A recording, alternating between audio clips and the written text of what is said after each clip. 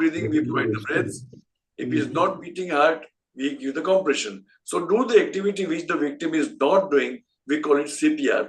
But when in terms of resuscitation, when we call, it's treating pre-arrest conditions, identification of reversible causes of cardiac arrest, some pharmacological support, use of defibrillators, cardioversion, and transcutaneous spacing, post-resuscitation care. So when we teach in the algorithm the resuscitation, we mean more about the prevention of cardiac arrest. And our aim of doing good resuscitation is to provide a good quality life without neurological deficit. In that regards, we have designed 3 courses.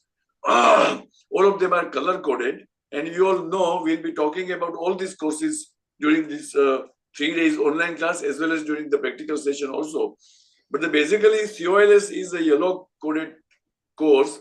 It is designed for every citizen, including us, for anybody who will collapse outside the healthcare premises, who gets a cardiac arrest outside, and whatever we do, whatever the resources we have, that is compression only life support.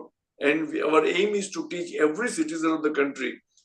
We want to make at least one lifesaver in every family, so that all community, all country people are benefited by an immediate action. So the aim of course is, suppose somebody collapses outside the hospital premise and he is deprived of circulation to the brain, we provide perfusion to the brain, and your aim is not that for his survival. He may not survive. In 1 out of 10 only may survive. But somebody who survives with your help should survive without neurological problem. So the prevention of neurological injury is the aim of course. The basic cardiopulmonary life support is a true CPR where we do oxygenation, we do compression, we provide perfusion to brain and vital organs, and continue doing this till the cause is diagnosed and we treat the cause of preventable reason for cardiac arrest. So this is for all doctors, paramedics, and exclusive gym workers, gym trainers, and sports coaches who have learned anatomy physiology. The third is comprehensive cardiopulmonary life support, which you are going to learn tomorrow and on Thursday, as well as more on the skill sessions, is for exclusively for doctors and paramedics for serious patient within the hospital. Now, aim of course was to prevent the neurological damage. Aim of BCLS is true CPR for cardiac arrest situation, but aim of CCLS is prevention of cardiac arrest. So you have to identify the reversible cause, the pre-arrest condition, treat it properly, and prevent cardiac arrest. That is the aim of CCLS, which you are going to learn now onwards. And you know the core links, which you will describe even during a practical course also, are the 3 links for course, 4 links for BCLS, and 5 links for CCLS, where first word is early. So it is the early recognition of cardiac arrest is the most important, and early management of cardiac arrest is the next important factor which you have to learn properly. So we have to work in a fixed time frame without saving time, and as quality of your CPR is improves, the outcome also improves. So we will concentrate a lot on all these core links when we meet personally in the physical course. We are so fortunate to have wonderful faculties from your 3 medical colleges. And now at this stage, I invite Chakra sir to say a few words of blessings. Yes, right, sir.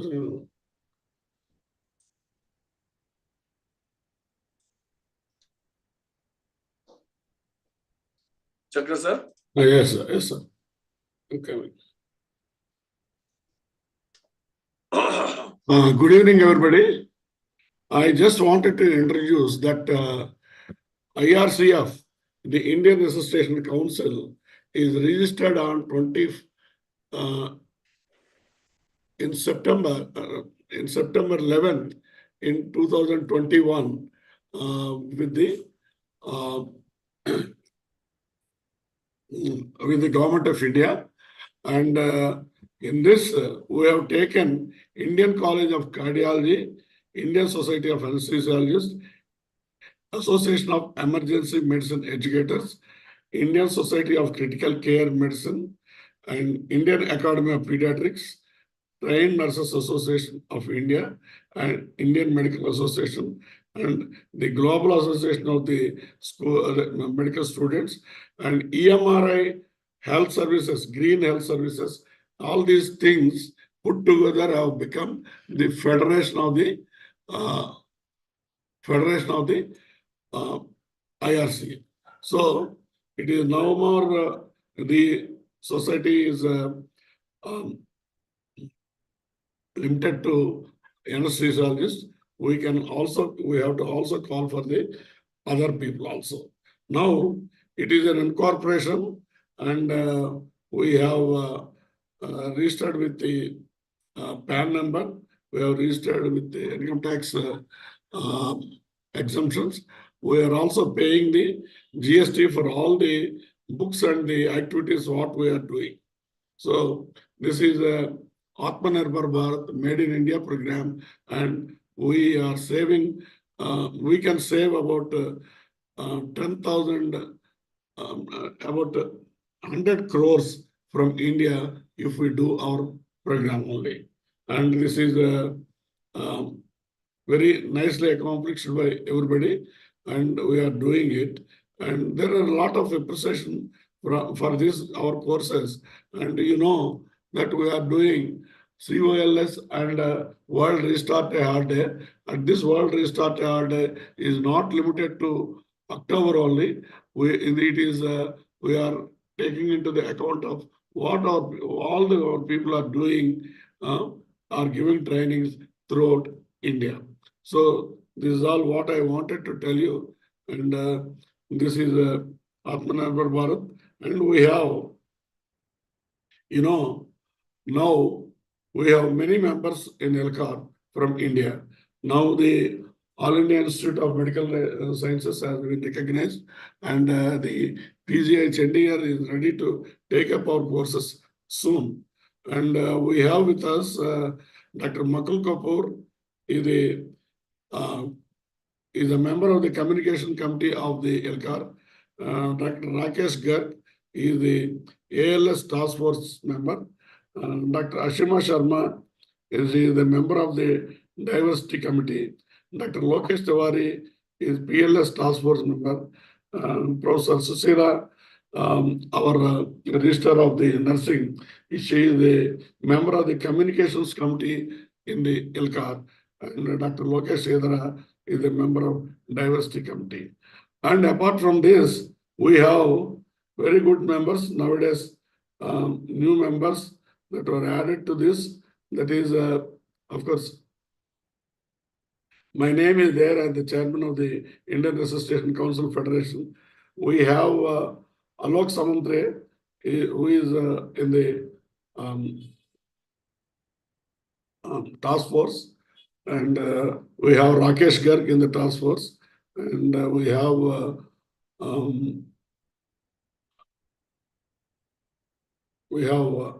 Baljit Singh in the task force, and we have Arun Bansal from PGI Chandigarh is in the task force, and we have another person, that Vera Swami. I could not contact him. He is also given task force, because task force is independently selected by them, and we have no role, but only we encourage our people to apply for the task force.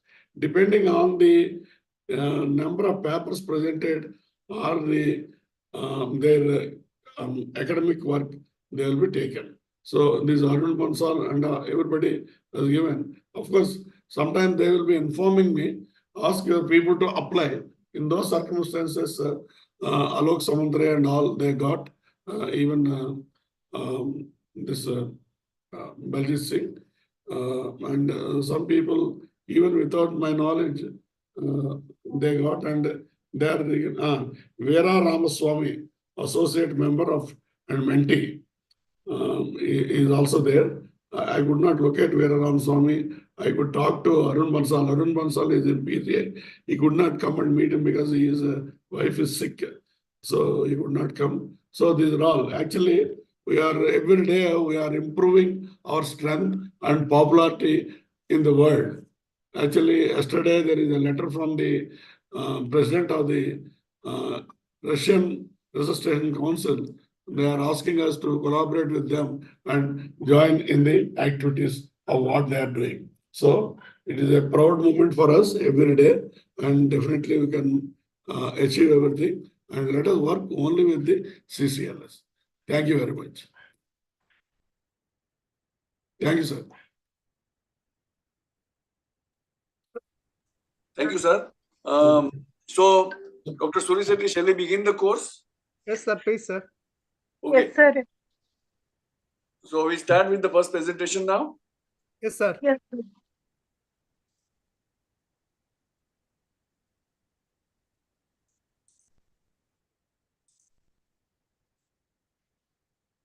So I already said the basic cardiopulmonary life support is an algorithm specially been designed for a cardiac arrest where you try to do the best performance by generating good perfusion pressure to the brain and to the vital organs. So that is the aim. So let us learn the algorithm of this first.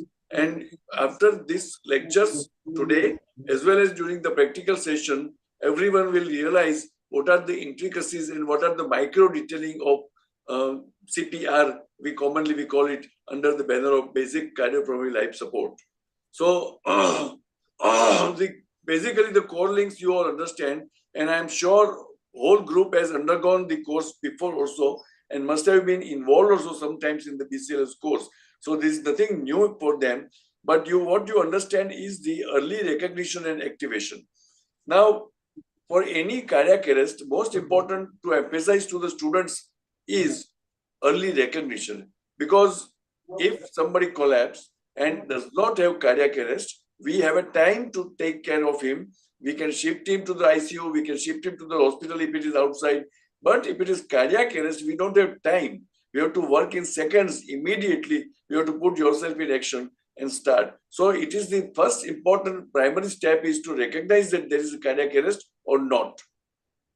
And once you have found out that there is a problem, you have to activate the helpline system also, which is usually 108 when you are outside the hospital, or within the hospital, it is a code blue team activation. Then the next link comes is the early high quality CPR. So in a high quality CPR, you will understand there are so many micro detailing, which if you have to fulfill all the criteria of good quality CPR, then only your outcome is near 100%. So that is what we have to emphasize a lot to the students. Then comes the early defibrillation. This has been emphasized number of times that in cardiac arrest, the most common cause is ventricular fibrillation in adults, and it responds best to the defibrillation. So we must utilize the defibrillation as quick as possible. And if you are outside in a good place, you get an AED, or within the hospital, you have a regular defibrillators. And then early transfer. When I say early transfer means to the nearest hospital where he can be taken care better, or if you are within the remote areas of the hospital, to the emergency department or ICUs.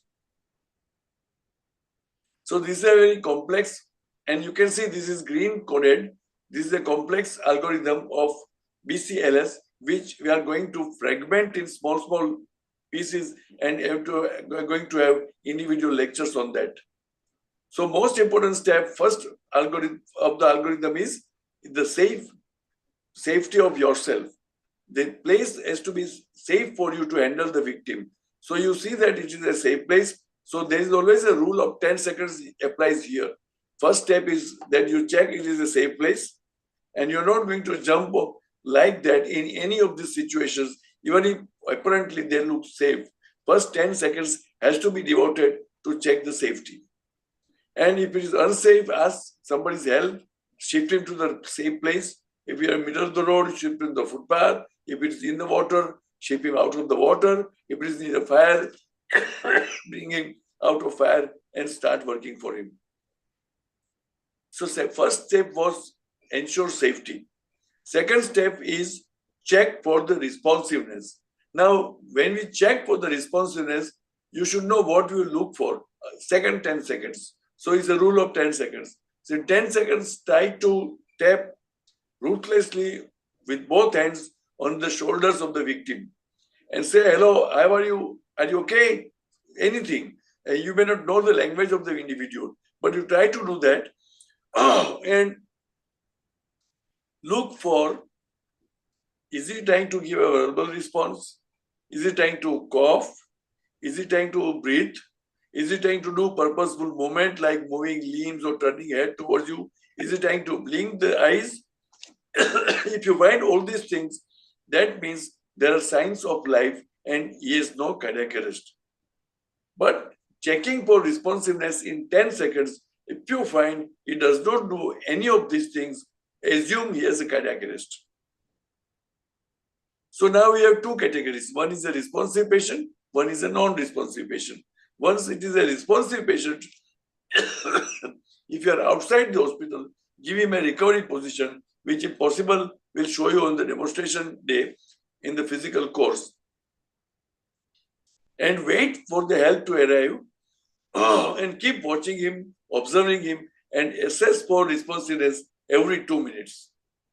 But on the first instance, you find he is non-responsive, then you have to call for the help, call 108 or any local emergency number and pass the information.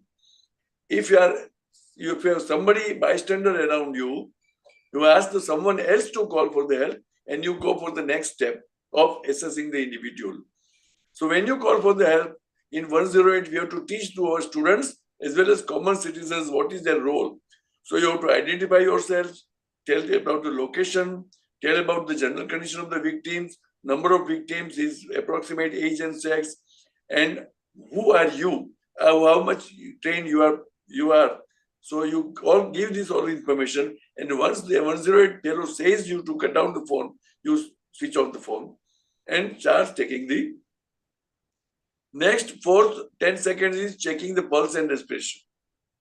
If you ask someone else to call for the help, you straightway go to this step and check carotid pulse and respiration, scan the belly for 5 to 10 seconds.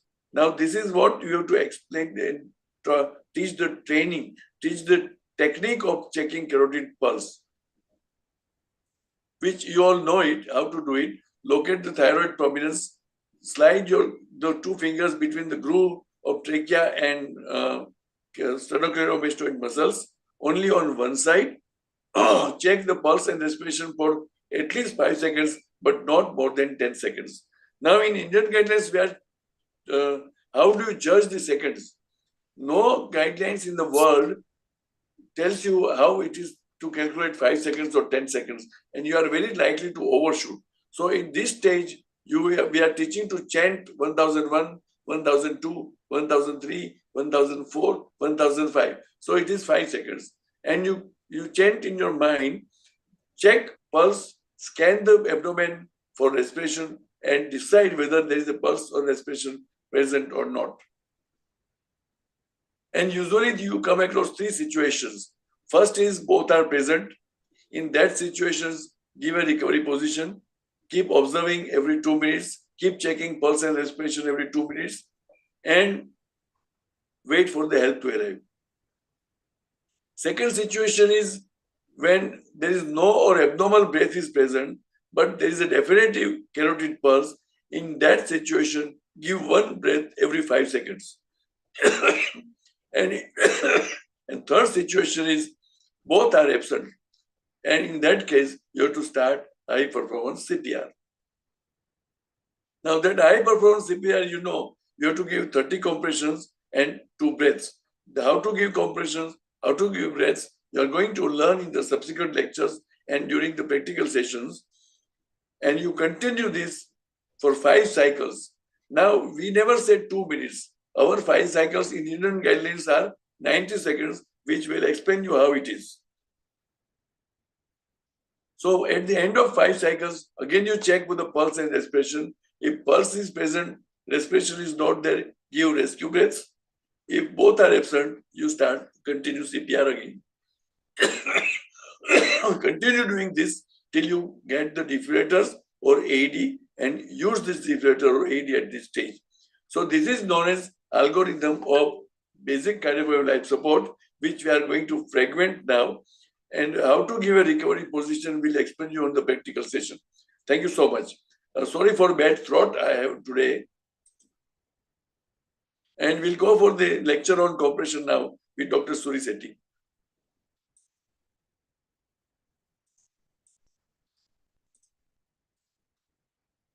Dr. Suri Sethi?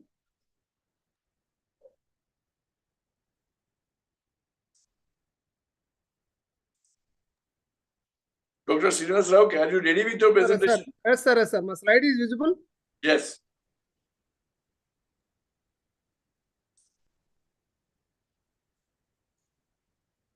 Good evening, all. As the sir mentioned earlier, this is a TOT program because you are all well versed with all these guidelines. But here you have to observe how the faculty are explaining the things in the slides. That is the main thing, because you are going to teach. You are regularly teaching, but you have to improve your teaching skills, and you have to improve the how to read the slide and how to explain the slide to the students. So let's come to the topic, that the chest compression. So chest compression means this is an important thing. So what is the main motto of our CPR is to maintain the perfusion to the brain. So what happens whenever the heart is stops, the blood supply to the brain will stops. If you want to recover the blood supply to the brain within 3 to 5 minutes, brain will die. So main motto of our chest compression is to maintain the perfusion to the brain. So that is our main motto. So that's why chest compression they come in a front. Previously we are worried about the airway. Now the chest compression they come in the front role, so that to maintain the perfusion is very important. At the outside the hospital, like calls you take or BCLS you take or CCLS you take. So first our motto is to maintain the perfusion to the brain. So how to maintain them? Because when the heart is stops, so you have to do the whatever the heart does work in normally routine, that thing you have to do by giving the chest compressions. So we are replacing by chest compressions, we are replacing the heart work. So we are doing the heart work from externally by compressing the heart, so pumping the blood to the brain to maintain its perfusion. Okay, that is the main motto. Second thing, while compressing, what happened, the blood supply to the SO node will also regain, the SO node also automatically starts, the heart will starts regain. So main motto is to maintain the perfusion to the brain. So in chest compression, so high quality CPR is told in like, sir, what are the things that will come in high quality CPR? If you do the effective chest compression, that is called high quality CPR. In high quality CPR, four things are there. One is your rescue position.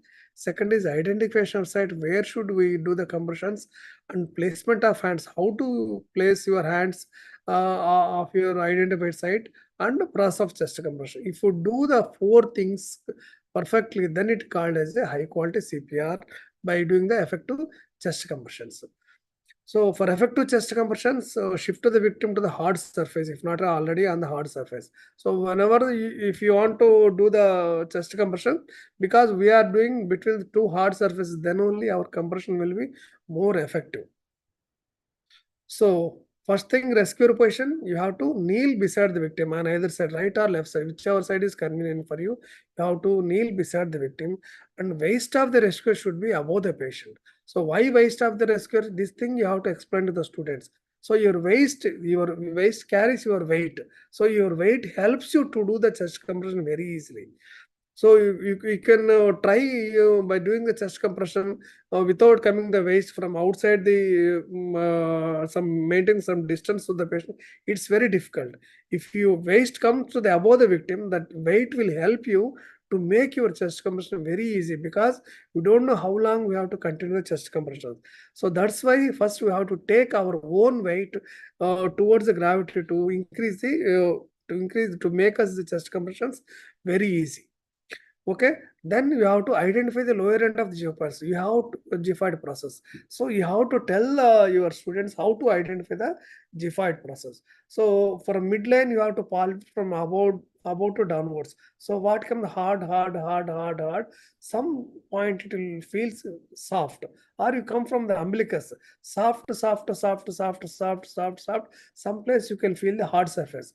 This hard soft surface is a Giffard process, lower end of the Giffard process. This thing you have to tell your students how to identify the Giffard process. Just you have to show them how to identify Giffard process, because this is very important thing. And after identifying the Giffard process, just you have to keep 2 fingers support Giffard process and keep heel. You have to show the heel while teaching. This is the heel. So 3 to 5 centimeters heel is there. This is the target point. From here you have to deliver your energy. Okay. Then keep heel hand about. You have to show the students which is the heel part of the hand. So you have to keep heel hand after 2 fingers Giffard process. You have to keep heel hand above the 2 fingers above the point. So once you kept the heel hand over there, then you have to index finger.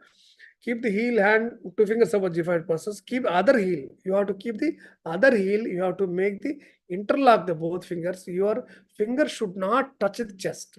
They should be upside. Okay, your finger should not touch chest.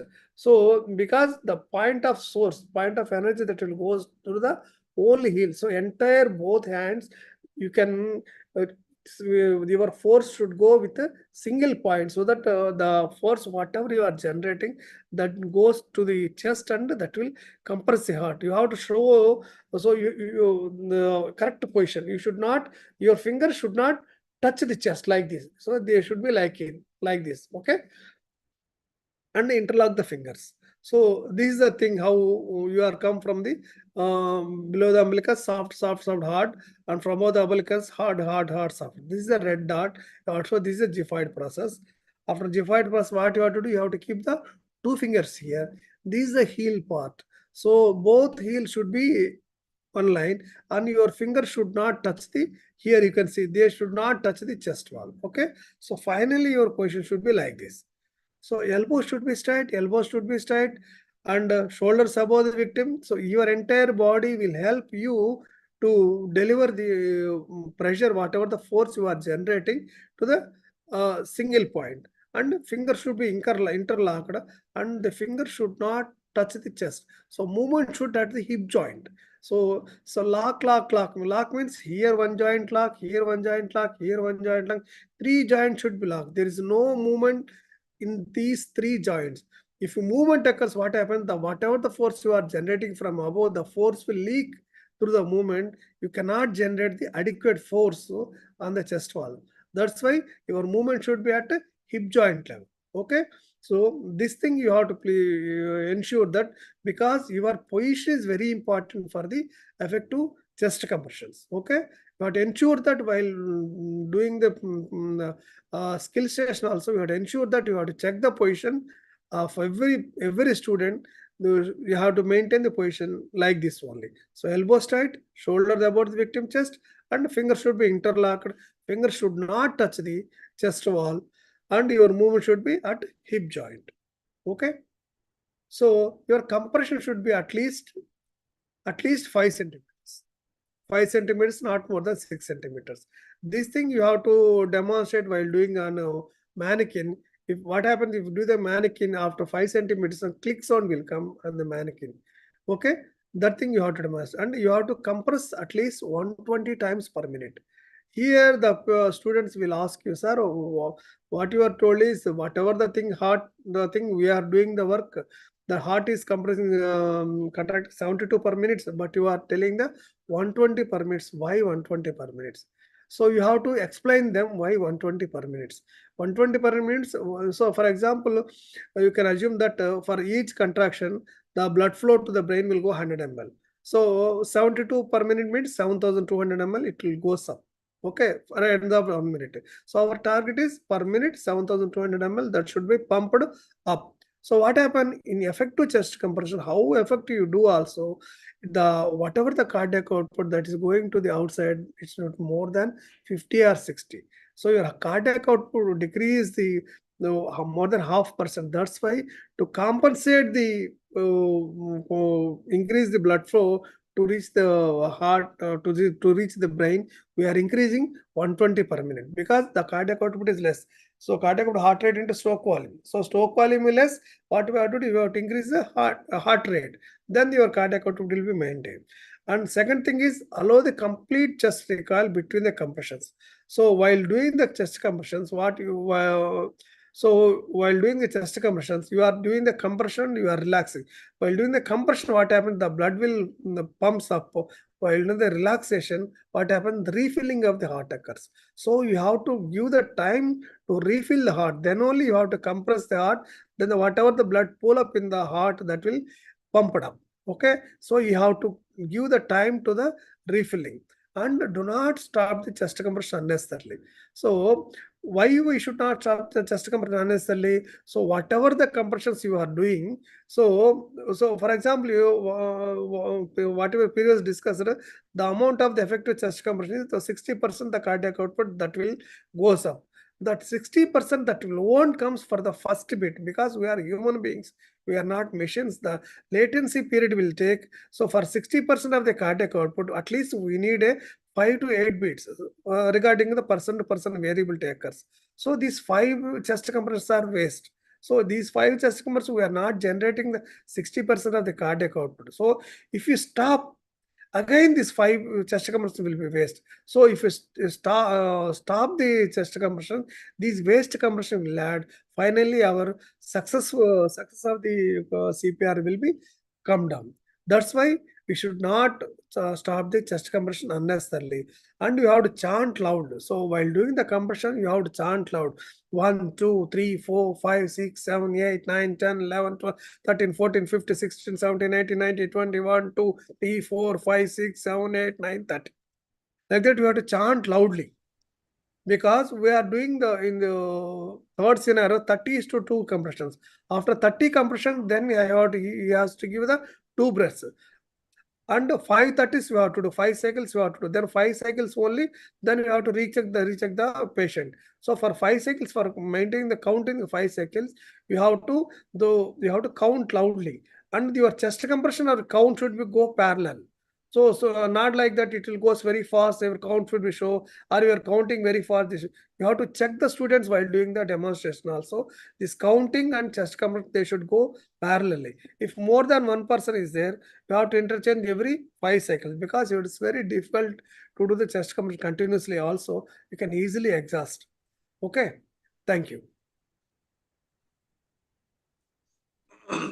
Thank you, Dr. Srinivas Rao. Very nicely and briefly you described the quality of compression everyone has to be taught to the students. So it will be very useful to all the people. Now you have to have what is important is when you are a trainer, for everything what you teach to the students, you may not explain them well that point of time, but you should be able to give the rationale to why we have been giving this compression rate and how the position is important, how your ergonomics is important, how your hand position is important, which place you give the compression is important. So all these points we have to emphasize a lot when we are giving a training to the students in an online, in a physical class. So it is very important. 2 things we have to emphasize a lot. One is the early recognition of cardiac arrest. And second point, which is very important, is to establish perfusion by establishing high performance compression technique, which he has well described, will explain also everyone during the physical course. So these 2 things are most important for CPR, early recognition and high performance CPR, which includes 30 compressions and 2 breaths. So you already learned good quality compression with the important points, your own position on the side of the victim, your knees on the side of the victim, your waist above the chest of the victim, your hands, how you lock it, he explained very well. So I'm not wasting time on that right now, but we'll see that you do it well during the practical course. The important is the rationale. Why your hand position? Now it has been well established and been studied very well with the transesophageal echocardiography that where we give the compression is the lower half of the sternum 2 fingers above the xiphoid process, and that's where you place your heel of the hand. Now, this was there in earlier AHA and European guidelines also, but they have changed to meet the intermemory line. Now we have gone back to their older guidelines. There are 2 reasons. One is, in Indian scenario, we recommend to start compression even without exposing the chest, even 1 or 2 clothes on.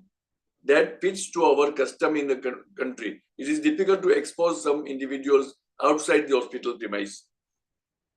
Second reason is, it has been well studied with transesophageal echocardiography that if you do an intermemory line in Asian physiognomy, Asian physical structure, that causes outflow obstruction. So our position is about a centimeter or 2 lower than the intermemory line, where it gives a very good stroke volume generation. So that is another which is very much evidence-based. So that's why we teach this thing for the position. And second point which I wanted to raise was the rate of 120 compressions.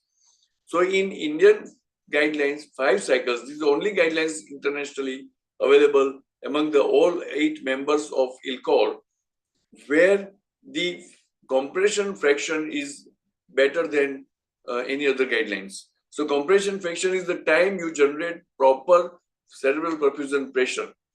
So it's the time per minute ratio of your compression where you have a very optimized compression pressure generated. So that is known as compression ratio. We'll discuss further this also on the practical session.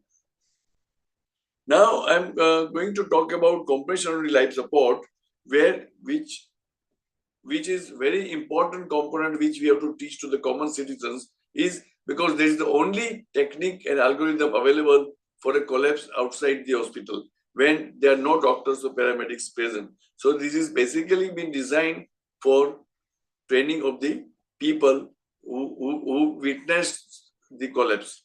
So before I talk in the lecture, I want to share one of the video presentation.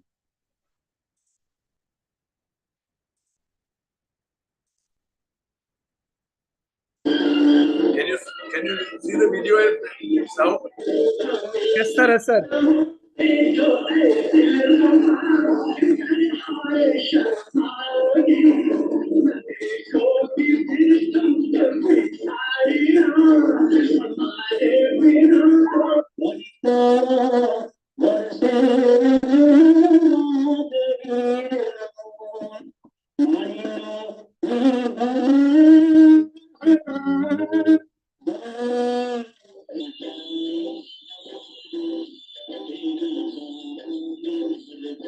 I think this is written in Telugu.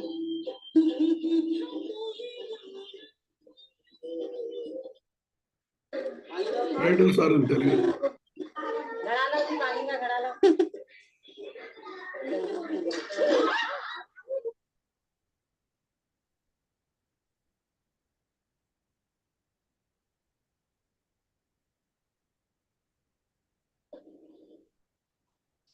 And one of the physician doctor within the hospital, after finishing the round, collapsed.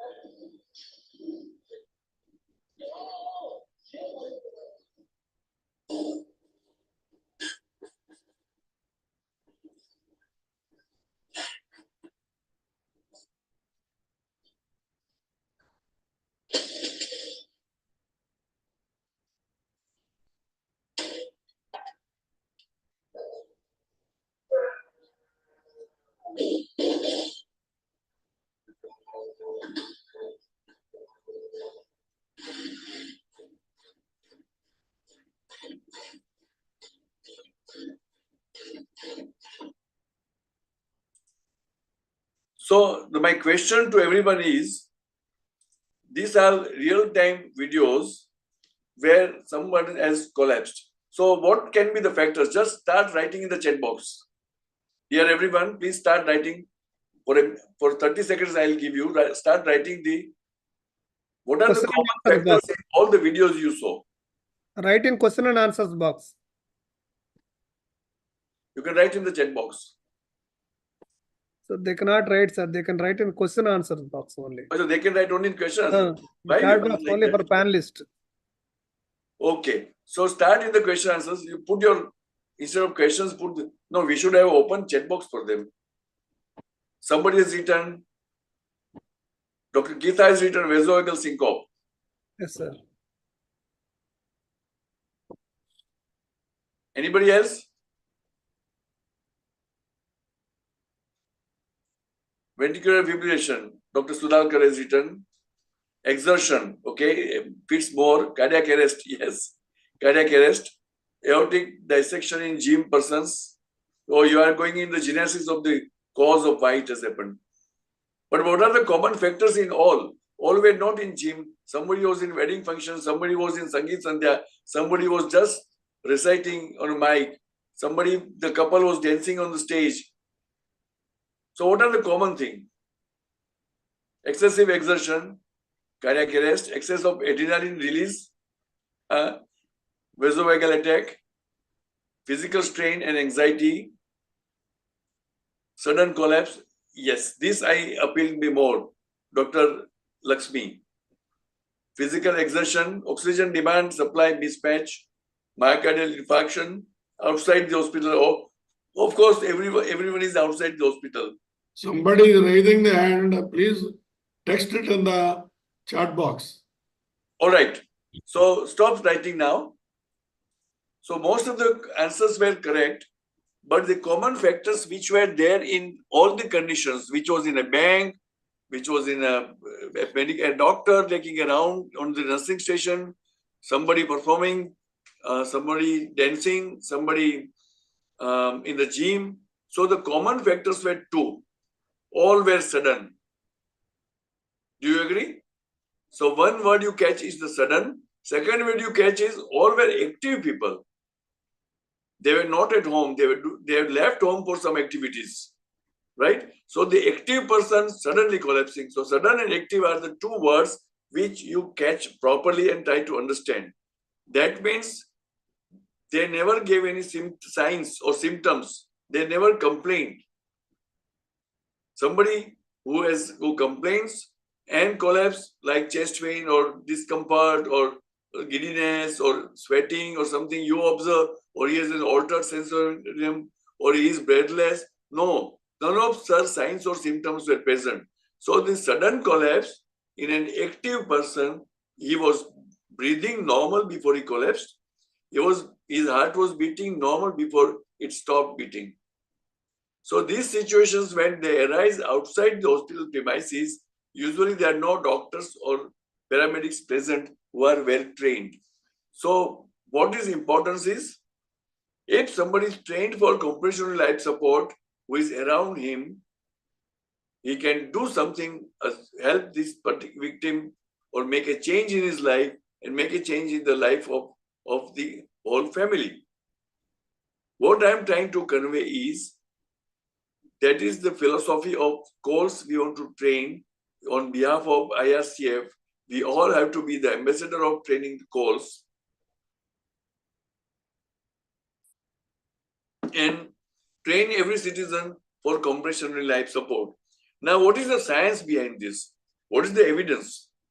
Now, when we teach calls, what we are trying to do is, you have to imagine how much is the oxygen content within the body.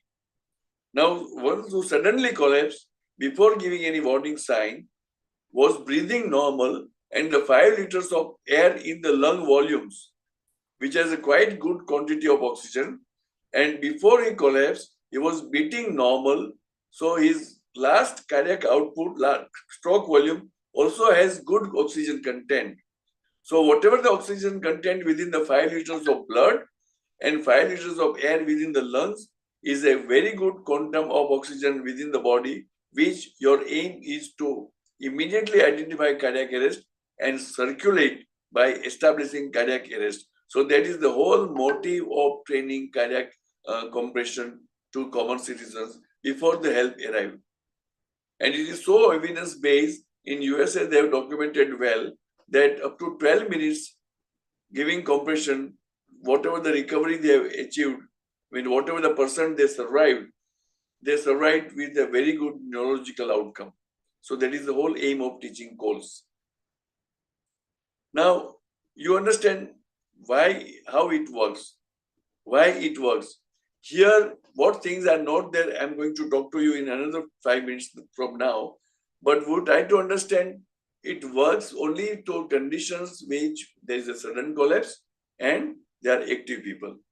If we have an old man, 95 years old at home, without reason, he has not left the home for 3 months, he is in bed for 2 weeks, he has not spoken for 3 days, and if he collapses suddenly today, it's a terminally ill condition where calls will not work. Or somebody who has a malignancy with metastasis in brain, heart, lung, liver, everywhere. And people also have asked him not to bring to the hospital.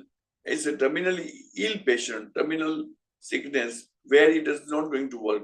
But if it happens to an active person, which is outside the hospital or within the hospital, where he was doing all activities and without any signs has suddenly collapsed, it has a good chance to give calls and make him survive without neurological problem. So this is the philosophy of calls.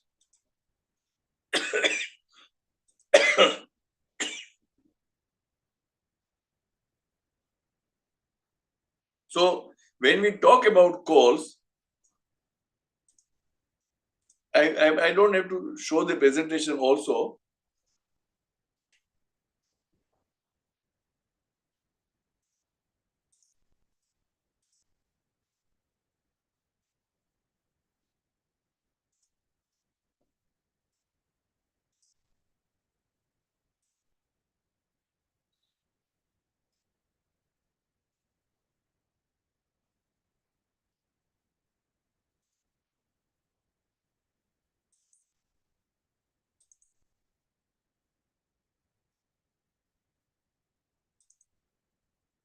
Can you see my presentation?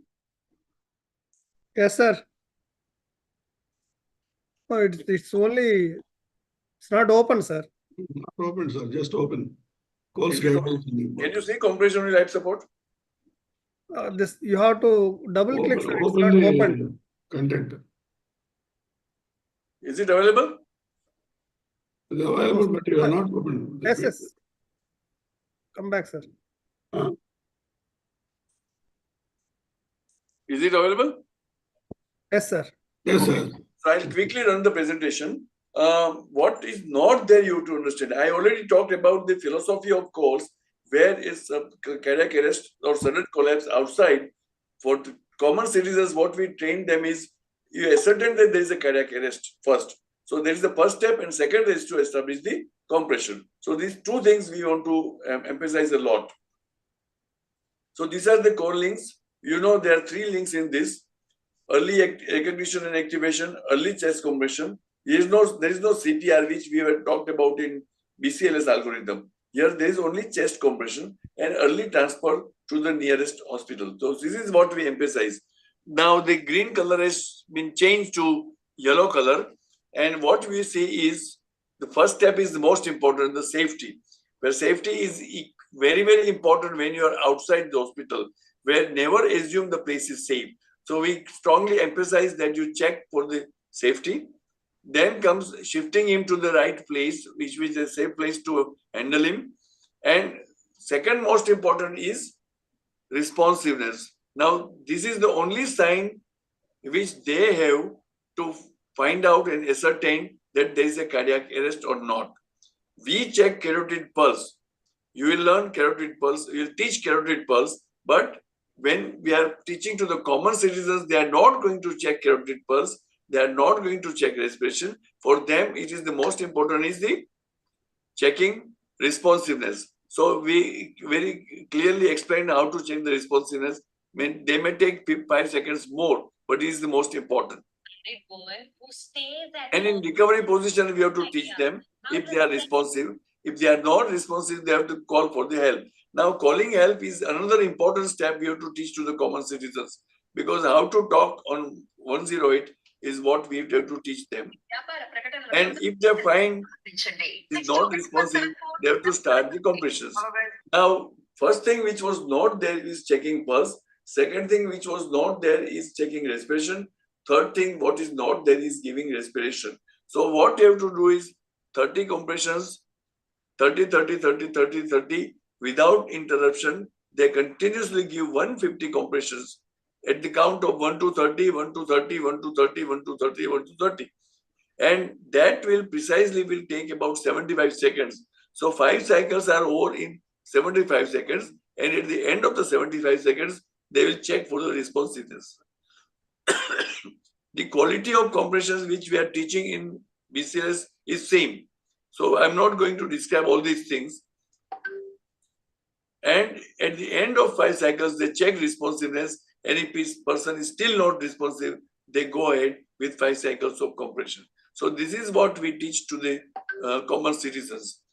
What we establish is the goal. The goal is to establish cardiac arrest within seconds, establish circulation and provide blood to the brain and other organs by establishing compression, hand over the victim in a better condition whenever the help arrives, and make change in the life of the victim. Your aim is to have a recovery without neurological complication. So any question is there, please type in the chat box and we'll explain this further also.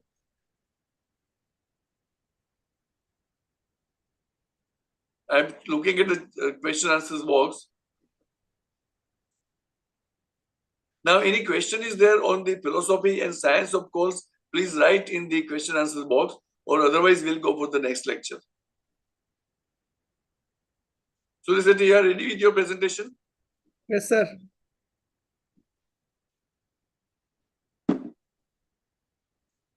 I think you can go ahead.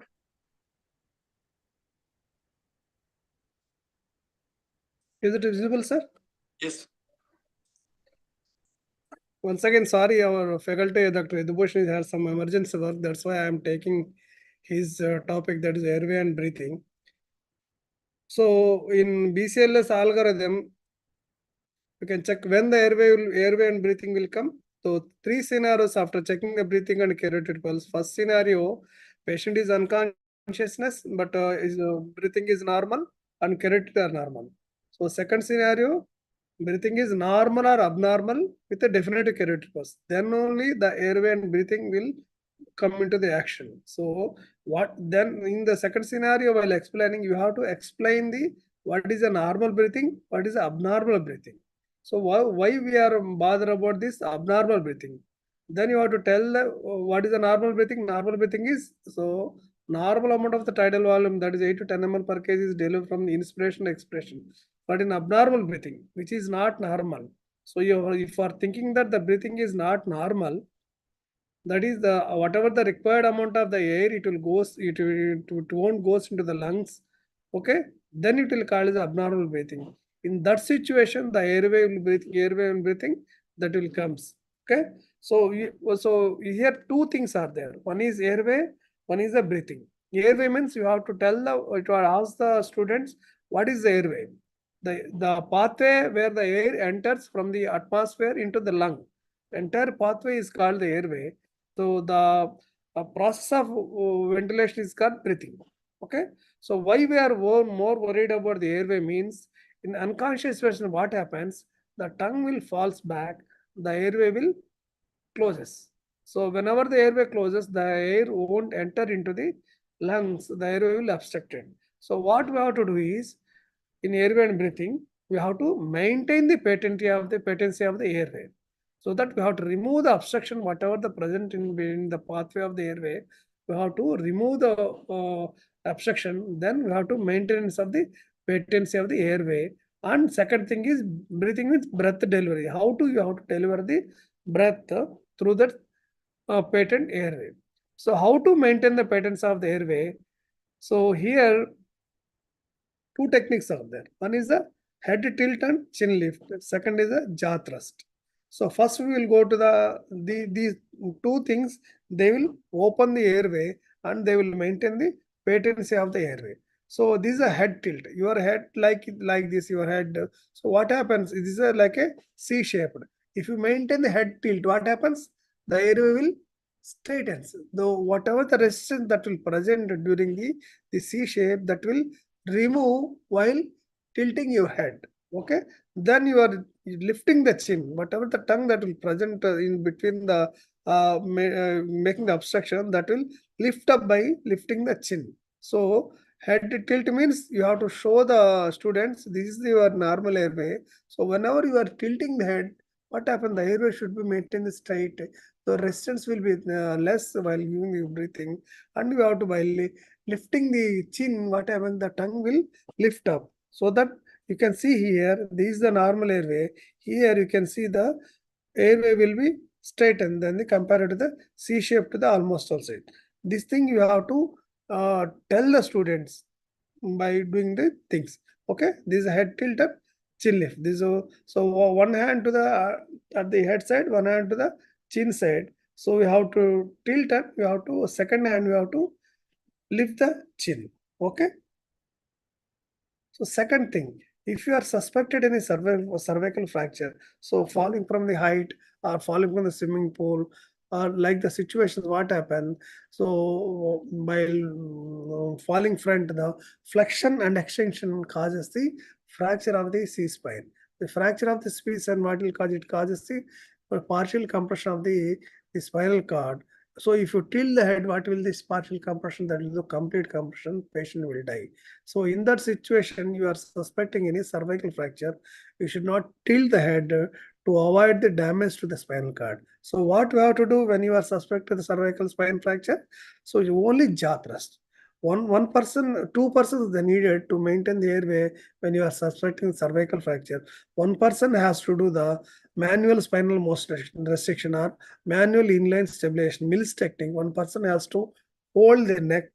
One person has to lift the jaw. So two persons they are very important to maintain the patency of the airway when you are suspecting the cervical fracture. So you have to emphasize that there is no head tilt. Why no head tilt? You have to explain the students.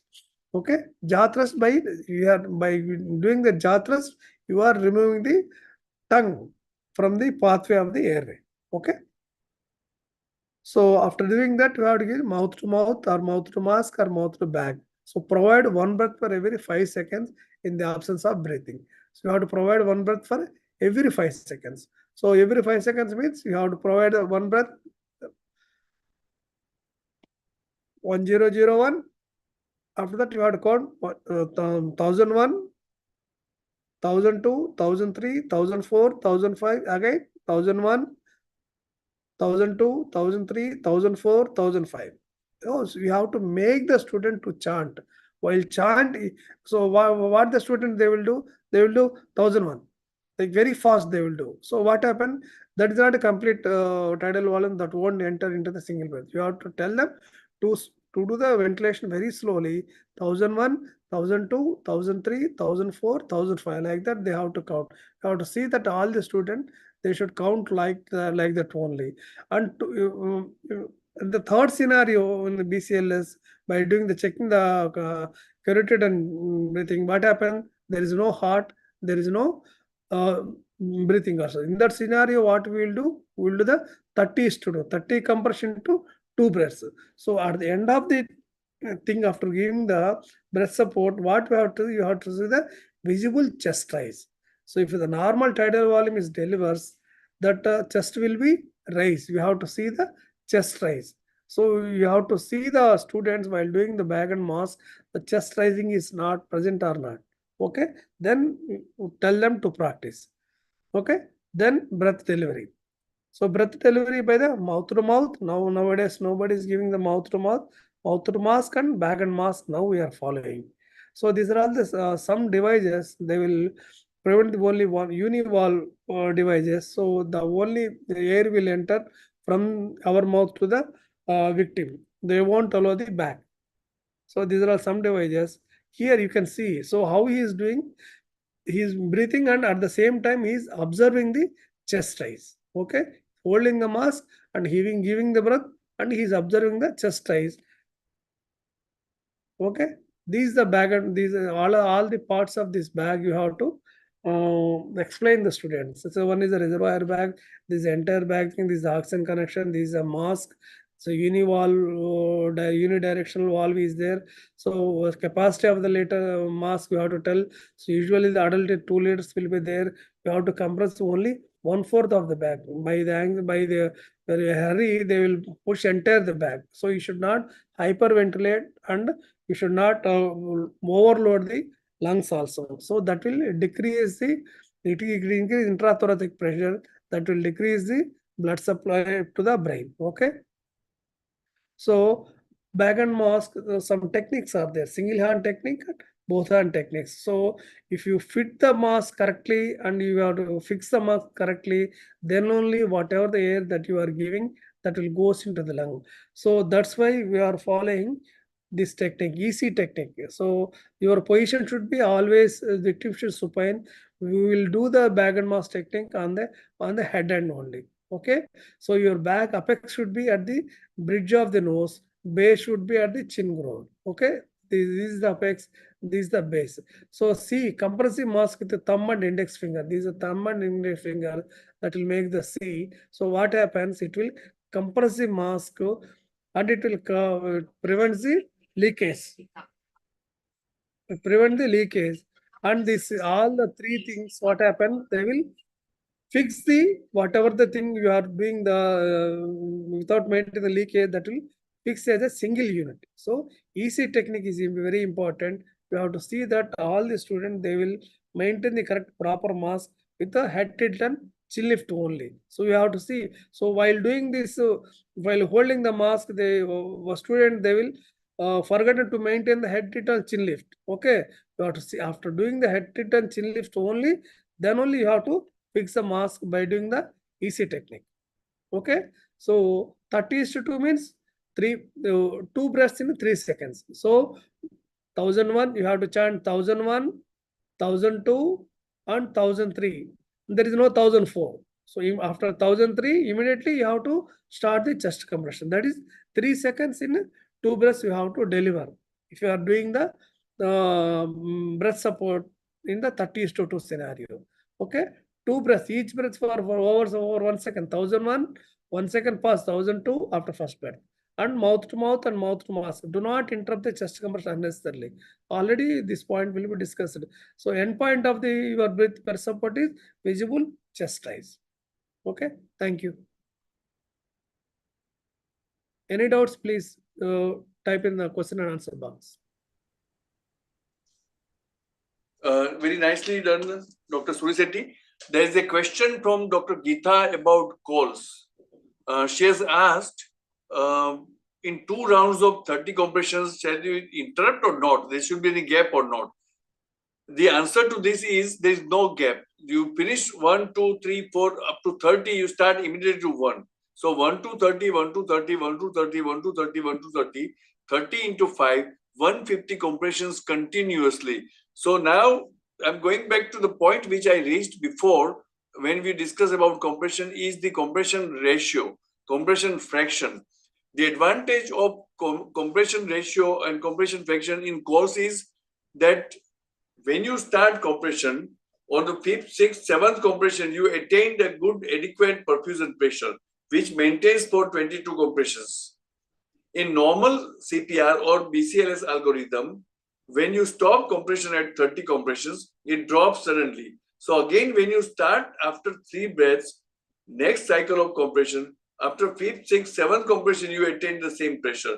That's why the compression ratio maximum you achieve is 60%. Because 5, 6, 7 compressions are not having adequate perfusion pressure.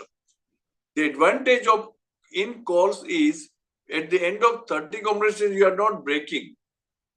So you are giving a continuous. So next 30 compressions, you have the same pressure. And next 30 and next 30 and next 30. So after first 30 compressions, for 120 compression, you have the same perfusion pressure. So the compression fraction achieved in compression only life support is much superior to basic cardiopulmonary life support. And this is much even superior to even other international guidelines where they have 2 minutes 5 cycles where compression fraction is less than 60. So the Indian guidelines of BCLS says a higher compression fraction compared to international guidelines, and compression derived support has much superior compression fraction compared to BCLS. Am I answering your question properly? Yes, sir. Right. So this is what we have to understand, and this is what international people have started realizing, that Indian guidelines as a superior to this. And one more question, sir. Please repeat the count of breath. Count of breath means if you do 3 scenarios will be there. Na? Second scenario, you will do the breath. In second scenario, what you are doing every 5 seconds, one breath. So while compressing, 1001, 1002, 1003, 1004, 1005. Again, 1001, 1002, 1003, 1004, 1005. So every 5 seconds, one. That is the second scenario. If you are going for the third scenario, 30:2. So after 30 compressions, you have to do the 1001, 1002, 1003. There is no 1004 here. In 3 seconds, 2 breaths. Again, immediately he will start the chest compressions. Dev, is it okay, Dev? Okay. So you explained the value. 2 guidelines changes are there in Indian guidelines. One is the calculator of 1001 is a 1 second. So for checking pulse and respiration, you use 1001, 1002, 1003, 1004. So you know that you are at 5 seconds or up to 10 seconds. And second thing is, while giving breaths, no international guideline has this technique of giving 1001, 1002, 1003, like giving 2 breaths while CPR, or calculating 5 seconds one breath, as Dr. Suri Sethi explained very well. Now, one more question which has come from Dr. Hemalata is, course goal is to establish cardiac arrest within seconds. No, you cannot never do in seconds. You have to check the responsiveness, and that is, they take 10 to 15 seconds. So for establishing cardiac arrest for common citizens in course guideline is only responsiveness, and they can never do in seconds. They take 10 to 15 seconds. So probably that's a myth or misunderstanding. Dr. Amrita, I think I have answered your question. So before starting a chest compression, you have to early recognition and activation. The first step is there. Rule of 10 seconds means first 10 seconds for safety, second 10 seconds for responsiveness, activation, and third is for activation. Activation. Fourth 3 is steps. for BCLS checking pulse, which is not there in course. So immediately they start the compression. Yes. You can still write questions in your question answer box. We'll answer before we go to the next lecture. Shall we? Yes, sir. Please, sir. Please go ahead. Next, I think AAD, na, madam? No, 1 or 2 rescuer. Yeah. I'm not going to give a presentation in the 1 or 2 rescuer lecture. I'm supposed to talk on that. What you need to understand is the quality of index of resuscitation starts improving when you start improving the infrastructure. So suppose you are doing only calls outside the hospital, on the road or in the gym or in the swimming pool or in a wedding function, where the quality of resuscitation is much inferior. If you reach to cath lab, where you have the best setup, best infrastructure, the quality of resuscitation is of higher standard. So the indexing of the quality of resuscitation starts improving and goes up more and more when you have better trained people, more number of people, and better equipment, better infrastructure, and availability of gadgets like defibrillators, TCPs, cardioversion, and medications. So all these things starts improving as soon as you start getting better and better infrastructure. So more number of people trained giving the resuscitation is always better. Suppose you are doing BCLS algorithm and you have 1 rescuer, you have a limitation. You do high quality performance of compression, but you cannot use Bagwell mask, because using Bagwell mask you took on the head side, which delays next cycle of compression. So when you are a single rescuer, mouth to mask barrier device is preferred. if you are with two people, you can use bag wall mask. That is the first change we have to accept when you are two people. Second thing is, you don't get exhausted. If you got exhausted in single rescuer, you have to give up resuscitation. You cannot do further. But if you are two people, you switch roles. So all these things I want to demonstrate only when you are meeting with the physical course. So understand that if you are single rescuer, bag wall mask is not a choice. You prefer bag the barrier device. If you are two people, you prefer bag wall mask is a better way of giving respiration. If you are two people, you switch roles at 5 cycles, but do not interrupt compression in between 5 cycles. Only the change takes place at the end of 5 cycles. Where how to do it, I'll explain you on the skill sessions. We'll go for the next lecture only straight away now.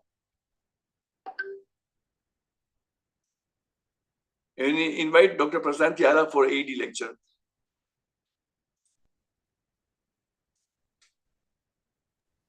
Go to the first slide. Yeah. There'll be many questions for ADs. Please write in the chat box, in the question answers box. Sir, it is visible.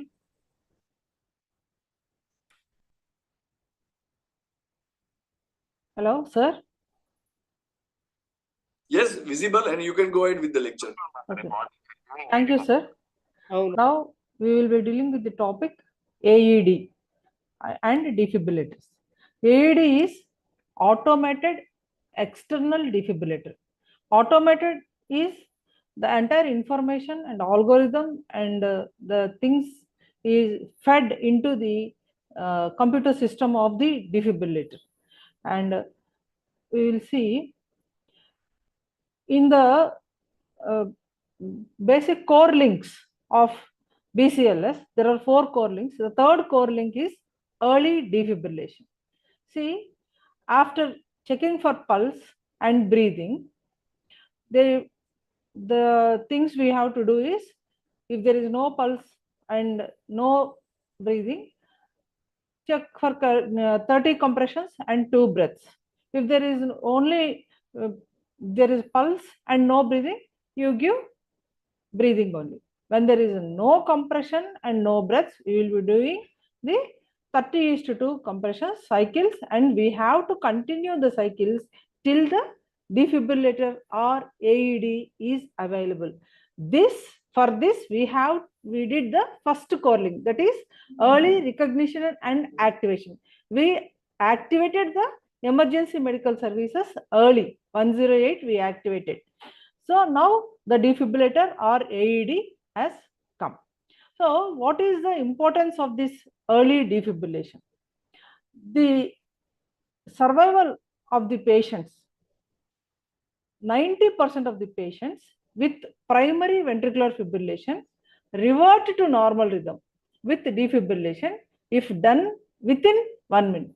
This is the very crucial thing. So the early we do the defibrillation, the more is the success rate, and probability of successful defibrillation diminishes with time. The survival from a witnessed VF of sudden cardiac arrest decreases by 7 to 10% per minute if no CPR is done, but if a bystander CPR is done, it decreases by 3 to 4% per minute. Now, the defibrillator or AED is available. Now, the first step we have to do is, we have to on the defibrillator. Then we have to attach the pads. While attaching the pads, we should not stop chest compression. This is the very, very important point while we are using the AED. While attaching the pads, don't stop chest compressions. But when the AED is analyzing the rhythm, we should not touch the patient. So these are the 2 important steps. When we are attaching the pads, we should not stop compressions, and when the AED prompts analyzing rhythm, do not touch the patient. We have to move away from the patient. We should not touch the patient. Now, the AED will analyze, it analyzes by itself, automated, it is automated, and whether the rhythm is shockable or non-shockable. What are the shockable rhythms? VF and pulseless VT. The AED can recognize the shockable rhythms and it will prompt whether the rhythm is shockable or not. So, rhythm shockable, it will charge by itself, charging, it will prompt charging, and then yellow light will blink and it will prompt press the orange button or yellow button, and then we have to press it. So, when it is shockable, we have to press the orange button while it is flickering, when the AED prompts. So, suppose if the EMS persons bring not an AED but a routine defibrillator, then we have to analyze the rhythm and we have to we have to see whether it is a shockable rhythm or not, whether there is a ventricular fibrillation or a pulseless VT. Then only we have to do a defibrillation, give a shock. That is, we have to start with 120 joules. This is the minimal thing we have to start with. 120 joules per minute, 120 joules energy we have to give the shock with the defibrillator. But in case of an AED, it is auto selected and gives the shock.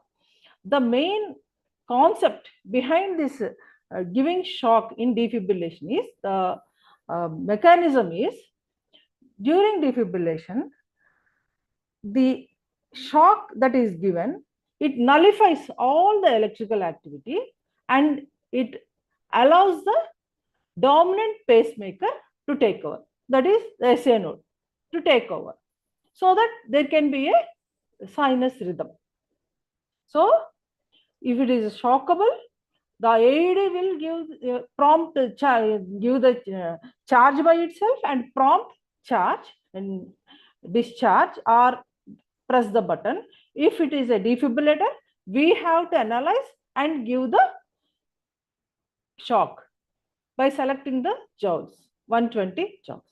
If it is not shockable, do not give shock and we have to go to the next steps. So, see the steps in the diagrams.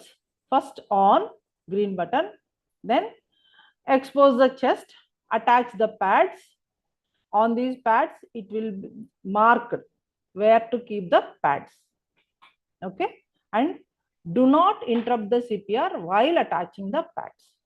Suppose the patient is drenched, sweating, or drowning patient, we have got him out of the water. We have to wipe the patient's chest and then only we have to apply the pads. Otherwise, they won't stick. Suppose the patient has a hairy chest, we have to shave the patient's chest and then only attach. Otherwise, the pads will not stick to the patient's chest properly. So, the electrical energy will not be given to the, given to the patient adequately. Then analyzing the rhythm, we should, while the AED is analyzing the rhythm, we should not touch the patient during this step. Now, you see the diagram. Make sure no person is in contact to the victim by a quick visual survey and loudly saying, I am clear, everyone is clear. We have to do two things, visual survey and loudly say, I am clear, everyone is clear. Then after giving the shock, we have to resume the CPR. Then the CPR is 5 cycles of CPR, 50 compressions, 2 breaths. When it is a non-shockable rhythm, do not give shock. You resume the CPR.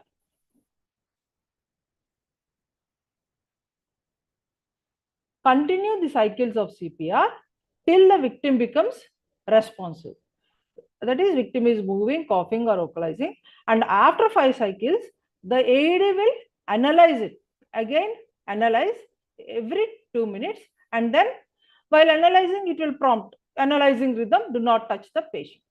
So the steps will continue like this. Okay, thank you.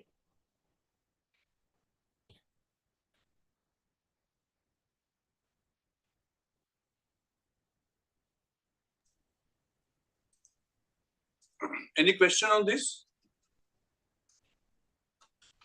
Actually, there are lot of confusion and lot of problems with the use of AED, with the conventional AEDs available in our country. And unfortunately, AEDs are also not available very easily. So it is one of the very, very underutilized method of management in cardiac arrest, because not many places it is available. And even if I have seen and I have asked in the airport where it is available, there are no people who are trained, the common citizens trained for the AED purpose. So there is a lot of awareness is required, and we'll all have to learn properly the perfect utility, and we have to talk about this also to the people. So any question is there on AED?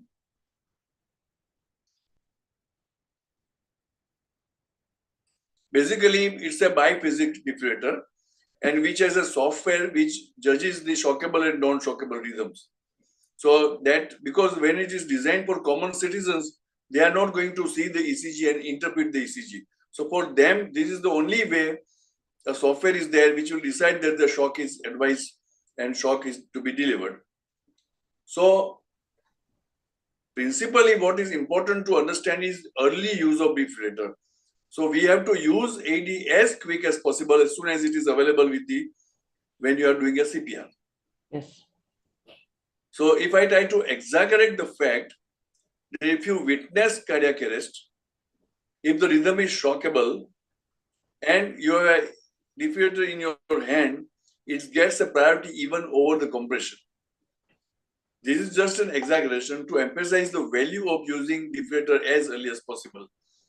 Now, when you are talking about AED is when somebody collapses, it always takes some minutes to arrive, even if it is available in that premise. Maybe gym or maybe near sports complex or in malls or theaters or railway station or airport. And one must understand how to use it. Fortunately, all AEDs gives a very good verbal prompts. If you have seen, that gives, we'll demonstrate also during the workstation, that it gives all verbal complex instructions. Sir, some questions are there. Yes. Yeah, I'm looking at the question also. So let me handle the question first. Some AEDs can analyze rhythm while CPR going on. Depends on manufacturers. I don't think, Dr. Sudhalkar, because while analyzing the rhythm, the ECG rhythm you can see on the monitor. It doesn't affect. But this judges from the electrical activities. So sometimes your own hands can transmit it and it will give a wrong reading. So it is very difficult. And we don't end up in that discussion right now. So there is probably one by analyzing, the machine itself says that do not touch the patient. So we don't depend on this. Second question is why shock is contraindicated in asystole. Asystole shock doesn't work. It works only, the aim of AED is, the shock is to break the arrhythmia, ventricular tachycardia or ventricular fibrillation. So when there is no electrical activity, what is going to break? So it doesn't work. The shock does not stimulate the heart to function. Yes. Actually, it stops the fibrillating heart or ventricular pulseless ventricular tachycardia. That is, some abnormal electrical activity will be nullified. It regularizes and corrects the activity. Yes, it will nullify all the electrical activities, sir, so that it will allow the dominant pacemaker to take over. Samson Dev, Sundar Kakari, and some other people are raising the hands. I tell them, don't raise the hand. You can keep the questions on the chat box so that the speakers will answer you. There are questions about energy, the dose of the energy. Then there's we'll handle all questions one by one. But before that, I'll have to explain the technique. If AED is available immediately from starting, can I attach AED? Yes, we can attach AED as soon as it is available. Aloka has answered correctly both the questions. You can read the answers also in the chat box, everyone. Now, there are a couple of questions which I think there's some misunderstanding which we'll have to talk about. So let me first explain the technique, how to use AD. I will reinforce what Dr. Prasanthi has already described it very well.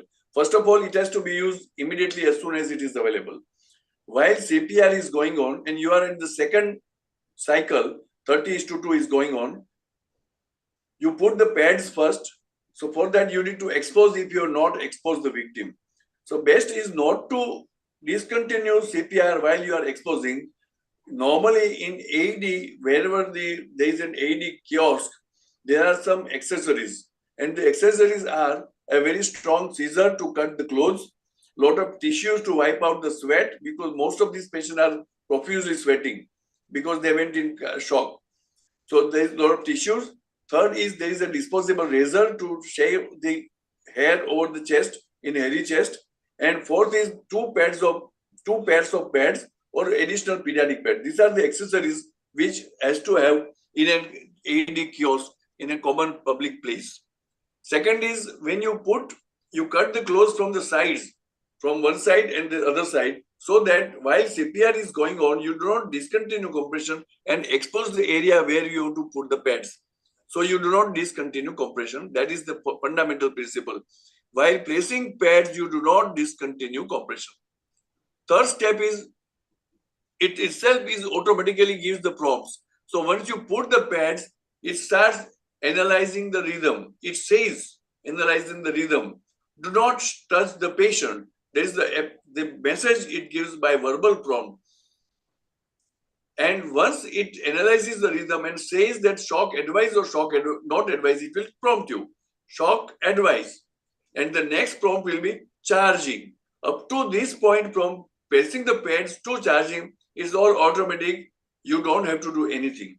All these points, when it starts analyzing the rhythm, do not touch the patient. Charging, do not touch the victim. So because that will affect the analysis of the rhythm. Once it says shock advice and charging, manually you have to press the shock button. This is manual, this is not automatic. Because if it is delivers shock automatically, somebody may be touching. So person who delivers the shock has to see that everybody is away, nobody is touching the victim, and deliver the shock. Once you deliver the shock, start 5 cycles of CPR. Imagine you are left at second or third cycle, ignore those 2 cycles, fresh 5 cycles you have to start. Am I making it very clear? At the end of 5 cycles, you reanalyze the rhythm. So you have to see that what is still shockable or non-shockable rhythm. And once you analyze the rhythm, it is still shockable, deliver the shock, and 5 cycles of CPR again. If it says non-shockable, shock not advised, in that case, you start CPR only. This is a technique to be taught to the common citizens. Now, if you have a regular defibrillator, then the technique is different, which we'll discuss tomorrow also on the practical session. But for AED, if it is shockable, 5 cycles, deliver the shock, 5 cycles of CPR, reanalyze the rhythm. If it is still shockable, deliver the shock, 5 cycles of CPR. If it says no shock advice, start only CPR.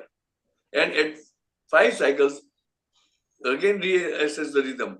At 5 cycles, if it says shock not advice, common citizens will check for the responsiveness and we will check for the pulse. Because we are better trained people. Any question? Yes, Alok, he has written a correct answer.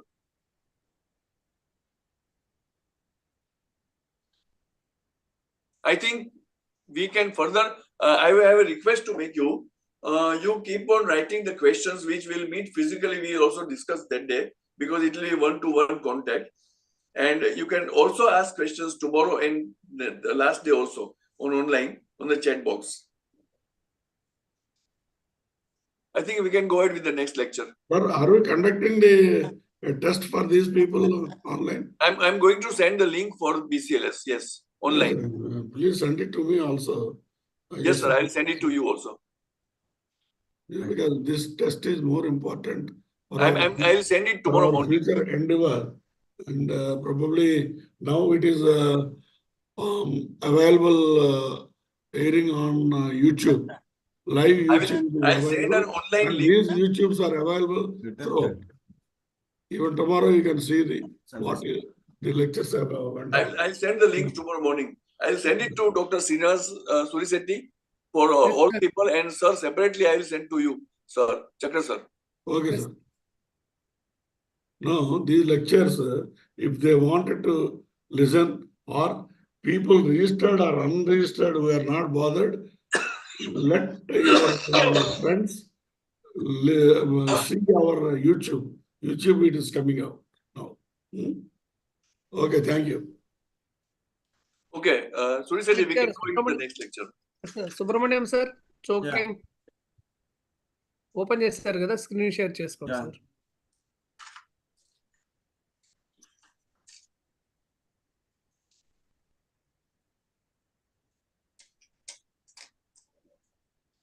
Is it visible, sir?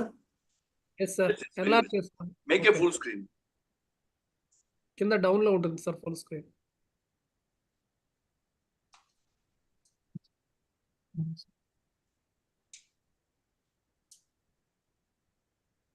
Okay. Okay carry on. Yeah.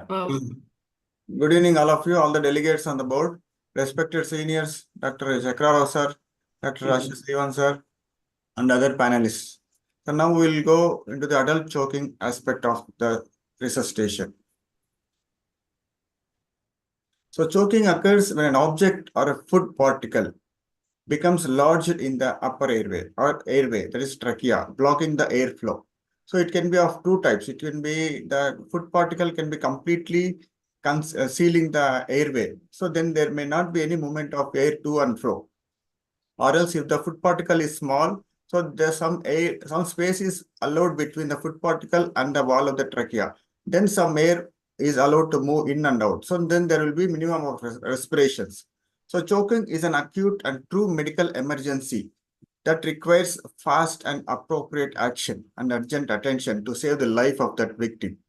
So the main symptom is an inability to breathe or talk. The patient will be unable to talk and sometimes inability to breathe also. There may be accomplishing coughing. Actually, coughing has to be encouraged in this type of patients because with severe coughing, the food particle might be kicked out of the upper airway. So in severe cases, when there is total obstruction, there might be cyanosis also. And the incidence is very common, especially in the extremes of age, in the near children and also in the adult, old age patients. And more than 10 million cases per year has been recorded. So this is a universal sign of choking, hands clutched to the throat. So the picture depicts the universal sign of choking. The patient will be unable to speak, unable to respire, and the hands will be clutched to the throat. That is a sign of choking. So if the person doesn't give a signal, that means if there is total obstruction, then the following points can be noted. Inability to talk, difficulty in breathing or a noisy breathing or stridor.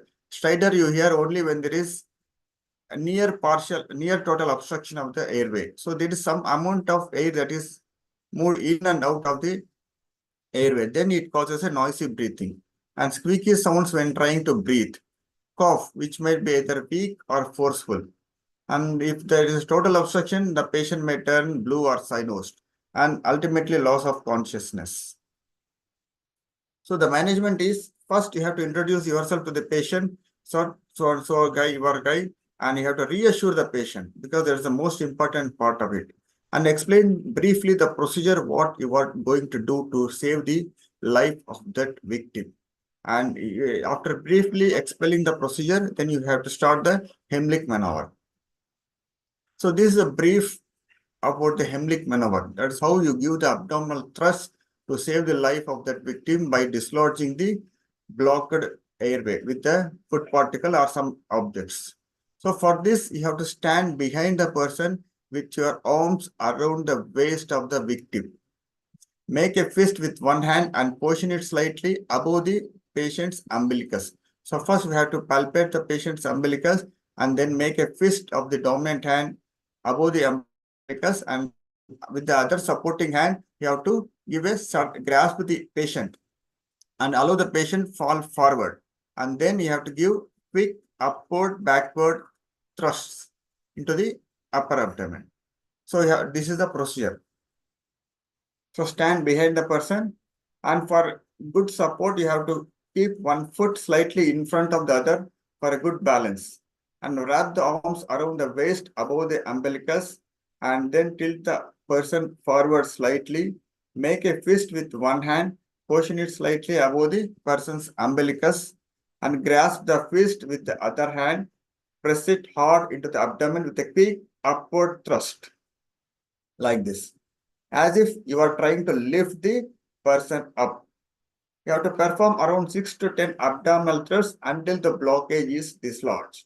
So you have to make the patient fall forward, feel for the umbilicus, make a fist of the dominant hand, the other hand is placed like this, and with a quick upward and backward thrust. You have to do around 6 to 10 like that procedure. See, here the person is palpating the patient's umbilicus. That's the first step. Next, he is making a fist with a dominant hand, that is right hand, above the umbilicus. Then he is taking support with the non-dominant hand, and then making the sharp upward and backward thrust onto the abdomen, so that the foreign particle can be dislodged. Upward and inward thrust. So these are the sequence of events. If you are single rescuer, you have to first perform the abdominal thrust. See, here you can find some difference between Coles and BCLS. There first, as soon as you recognize the arrest, you have to call the 108 and then jump into chest compression. But in choking, we have to first give the abdominal thrust before calling 108. So because if you call 108 and wait for some time before the medical team arrives, we may not be able to save the choking person's life. So first thing is we have to give proper abdominal thrust before calling 108. Or if another person is available, so that person can take the task of calling the emergency medical number. And if the person becomes unconscious, you have to perform Coles and BCLS as per your training. So in a choking patient, the universal choking sign, what we have seen, clutching the throat and inability to talk or inability to cough, and sometimes stridor and cyanosis. These are some of the signs of choking. Usually this choking occurs when the food is not chewed properly, or when the person is, while eating, is talking or laughing loudly, and when the person tries to take a large piece of food. So these are some of the features where you can find the person in choking. And we have to encourage coughing in these patients. And if the patient is responsive in a choking patient, reassure the patient, Heimlich maneuver properly, and then call 108. If there is no response, but that means the patient is unconscious, then call 108 and go for cardiopulmonary resuscitation, either Coles or BCLS according to your training. Thank you. This is about choking in adults.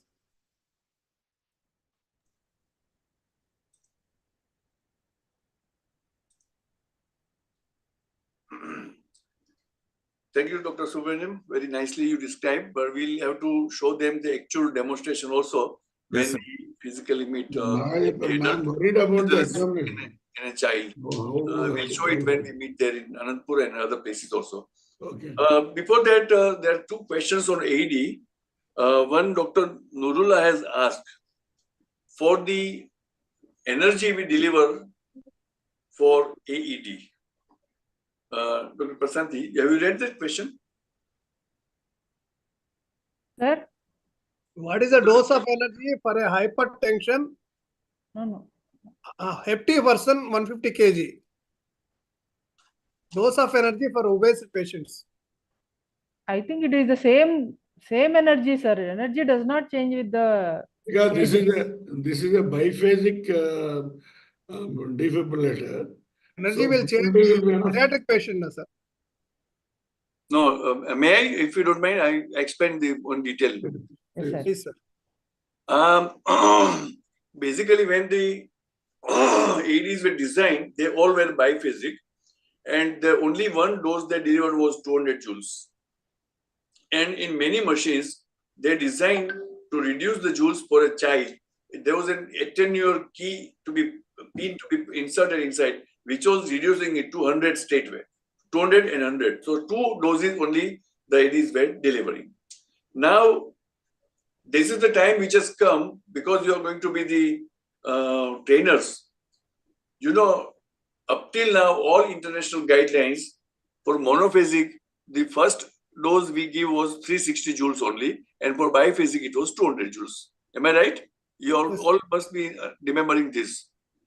In Indian guidelines, what we publicized in 2017, we said that we want to give the first dose of 120 joules and not 200 joules.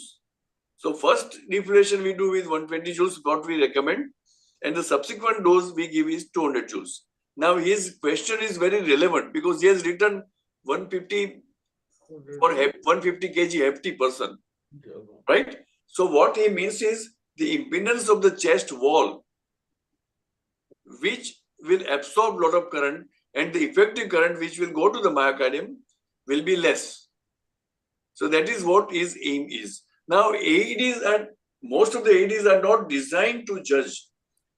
They were set at 200 joules only. So the highest joules recommended by all international guidelines. But since we started using 120 joules, let me tell you, I had a good meeting with my counterpart, the Director of Training and Education in European Resuscitation Council. They have set a rule that they will deliver only 150 joules for every individual as a first dose.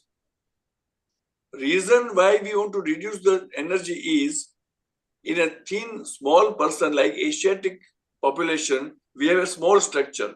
In that small structure, if you give 200 joules, whatever it does to the ventricular fibrillation, it does. But it causes a lot of damage and tissue injury to the skeletal tissues and myocardial tissues also. That's why the Asia and in Singapore and Indonesia, there are some evidences available. They have done the studies where they use 120 joules, 150 joules, 180 joules. The conversion of ventricular fibrillation is same whether you use 120 or 150 or 180 in Asian population. So we have reduced in our guidelines. To support to what he has written is, now modern defibrillators are coming, which in 3 seconds it analyzes the rhythm as well as it analyzes the thoracic impedance also. So when it will judge the thoracic impedance, it itself will decide whether you have to give 120, 150, 180 joules. So those newer machines are coming up with this facility. Still, you cannot measure how much it is delivering because it is designed for common citizens who cannot decide how much energy to be delivered, right? Yes, sir. So newer machines are coming, and probably Philips has come with 150 joules only, straight 150 joules and not 200 joules. So consistently it will give 150 joules only. We'll discuss this further when we meet personally. There was one more question. Yes, anonymous attendee. While AED reanalyzing after 2 minutes, don't we have to need to check? You cannot touch the victim when it is analyzing the rhythm. So you cannot check carotid pulse, the first principle. When it is reanalyzing, you don't touch. Only issue is, most AED machines analyze automatically only at the end of 2 minutes, and our 5 cycles are about 1.5 minutes. So that's an issue. So what we recommend is, once you deliver the shock, switch off the machine, finish 5 cycles, switch on the machine and reanalyze. That is the correct way.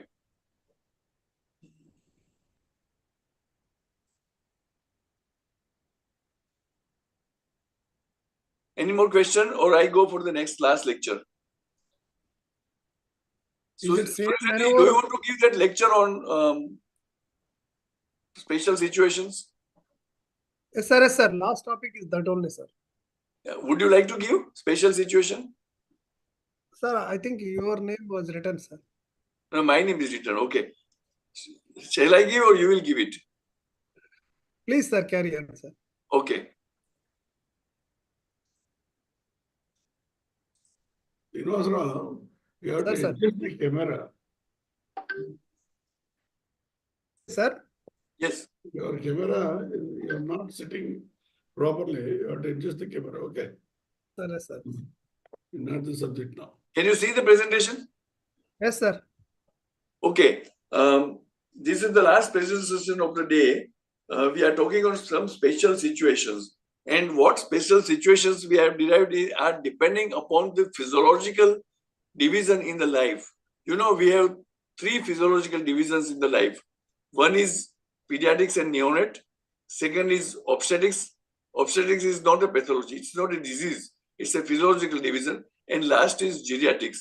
But geriatrics we considered adult only, so we do not separately discuss. We will discuss what are the differences in CPR in child, infant, and what is the difference in a pregnant lady. So these 2 topics we will discuss today. Is the presentation easily seen? Yes, sir. Okay. So first we touch with the child. Here the basic principles are the same, like scene safety, checking responsiveness, call for the help, and high performance CPR. There should not be any difference in this. Basic principles remain the same. But the differences which are there in few points, like in CPR and call for the help or responsiveness, are because of the difference in anatomy, physiology, and causes of cardiac arrest. So most common cause of cardiac arrest in adult is a cardiac origin, while in child, it is respiratory origin. So hypoxia is the most common cause of cardiac arrest in a child. Now, scene safety is same. It is equally important that you are safe when you enter the child.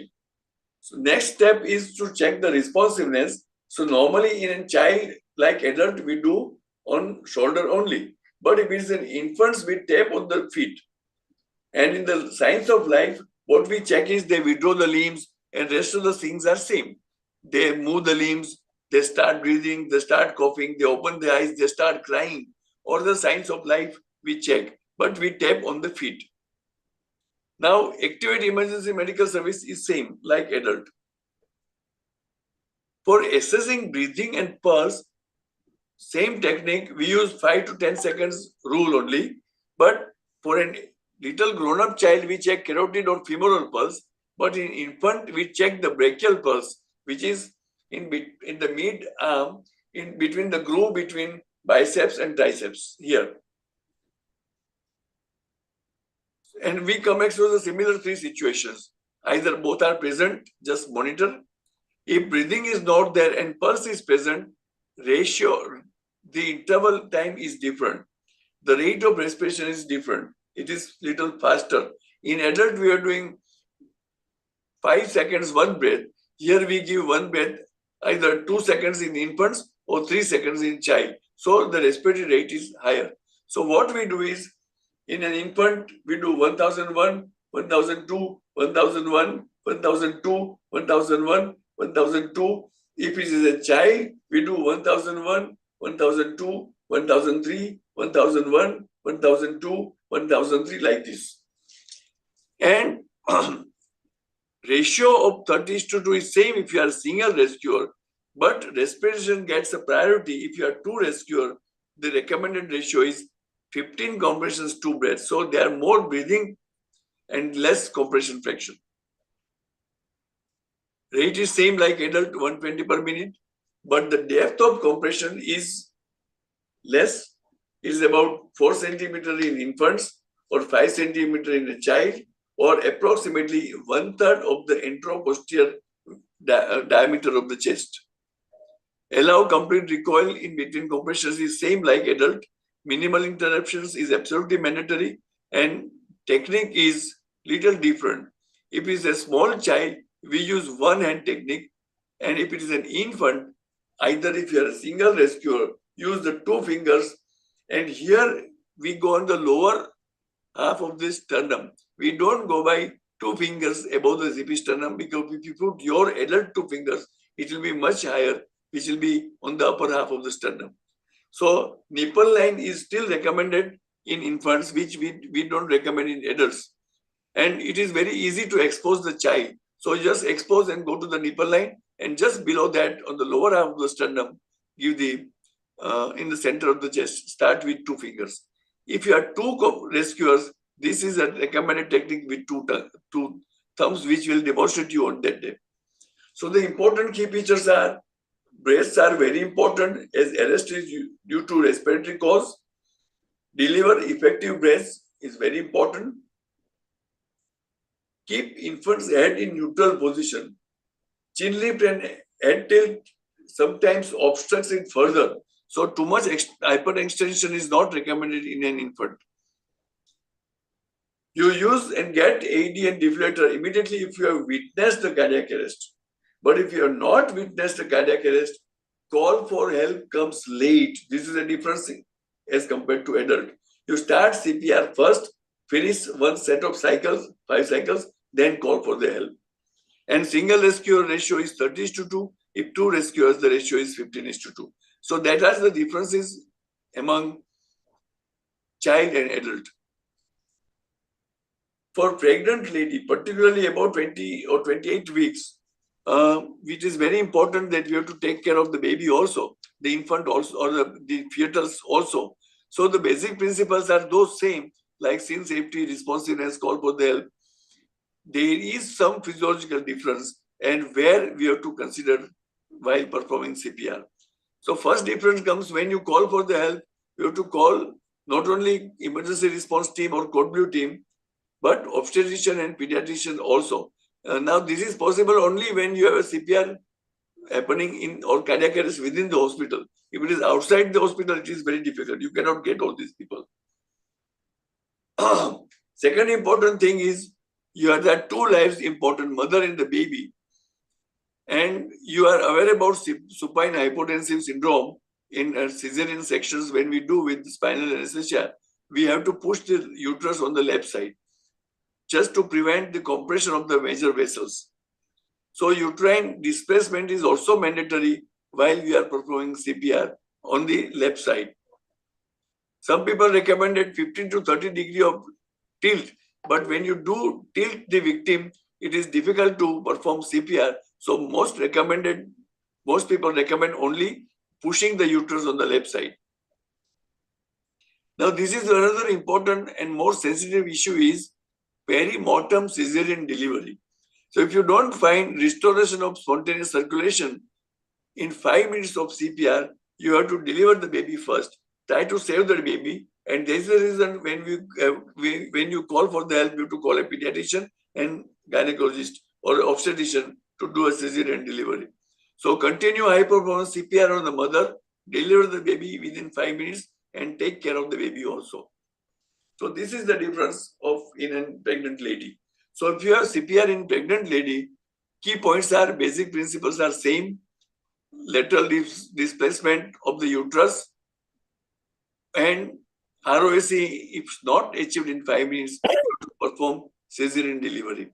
So that's about the differences in the pregnant lady and child.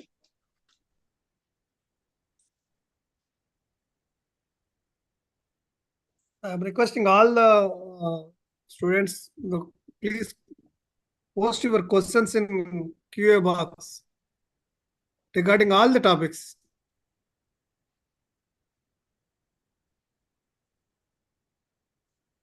The question first from Sudhakar is 20 to 30. In an infant, rate is 25 to 30 normally also. So we recommend 1 second inspiration, 1 second expiration. That's an international guidelines which suggests the same rate. He has also written about 30-degree tilt in minimum if tilt is kept for pregnant woman. That's true, absolutely true. But when you are performing CPR, to perform 100% effective CPR, 30-degree tilt is difficult. We can have more questions also.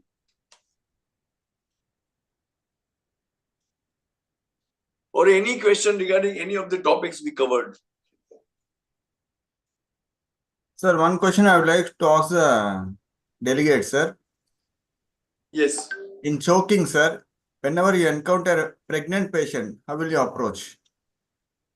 And if the patient is very obese, if you can't approximate the patient's abdomen. Would you like to answer? Any ideas, sir? For the delegates, let them first answer, sir. People can write answer. If Yeah. he's a, say 30 weeks, 30 to 36 weeks pregnant lady, how do you do Heimlich's maneuver? And if he's a similarly obese with a large tummy, how do you do it?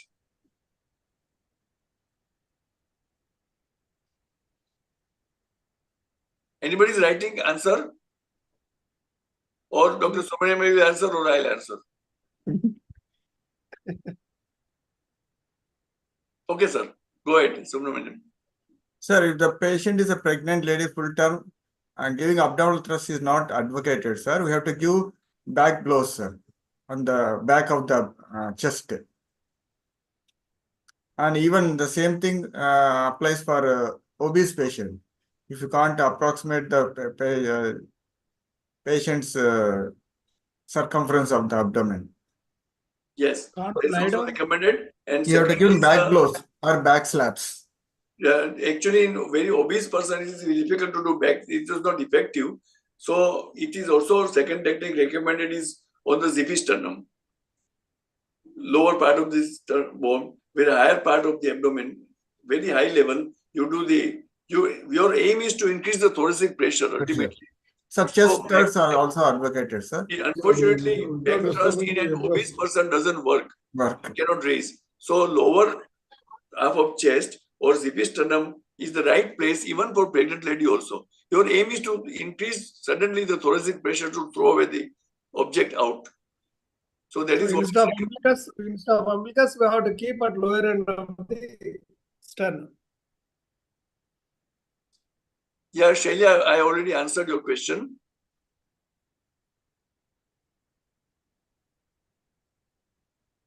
Yeah, interscapular is the same back thrust. We recommend it for pediatric patient. Sudhakar has already written. We'll have a demonstration of this also.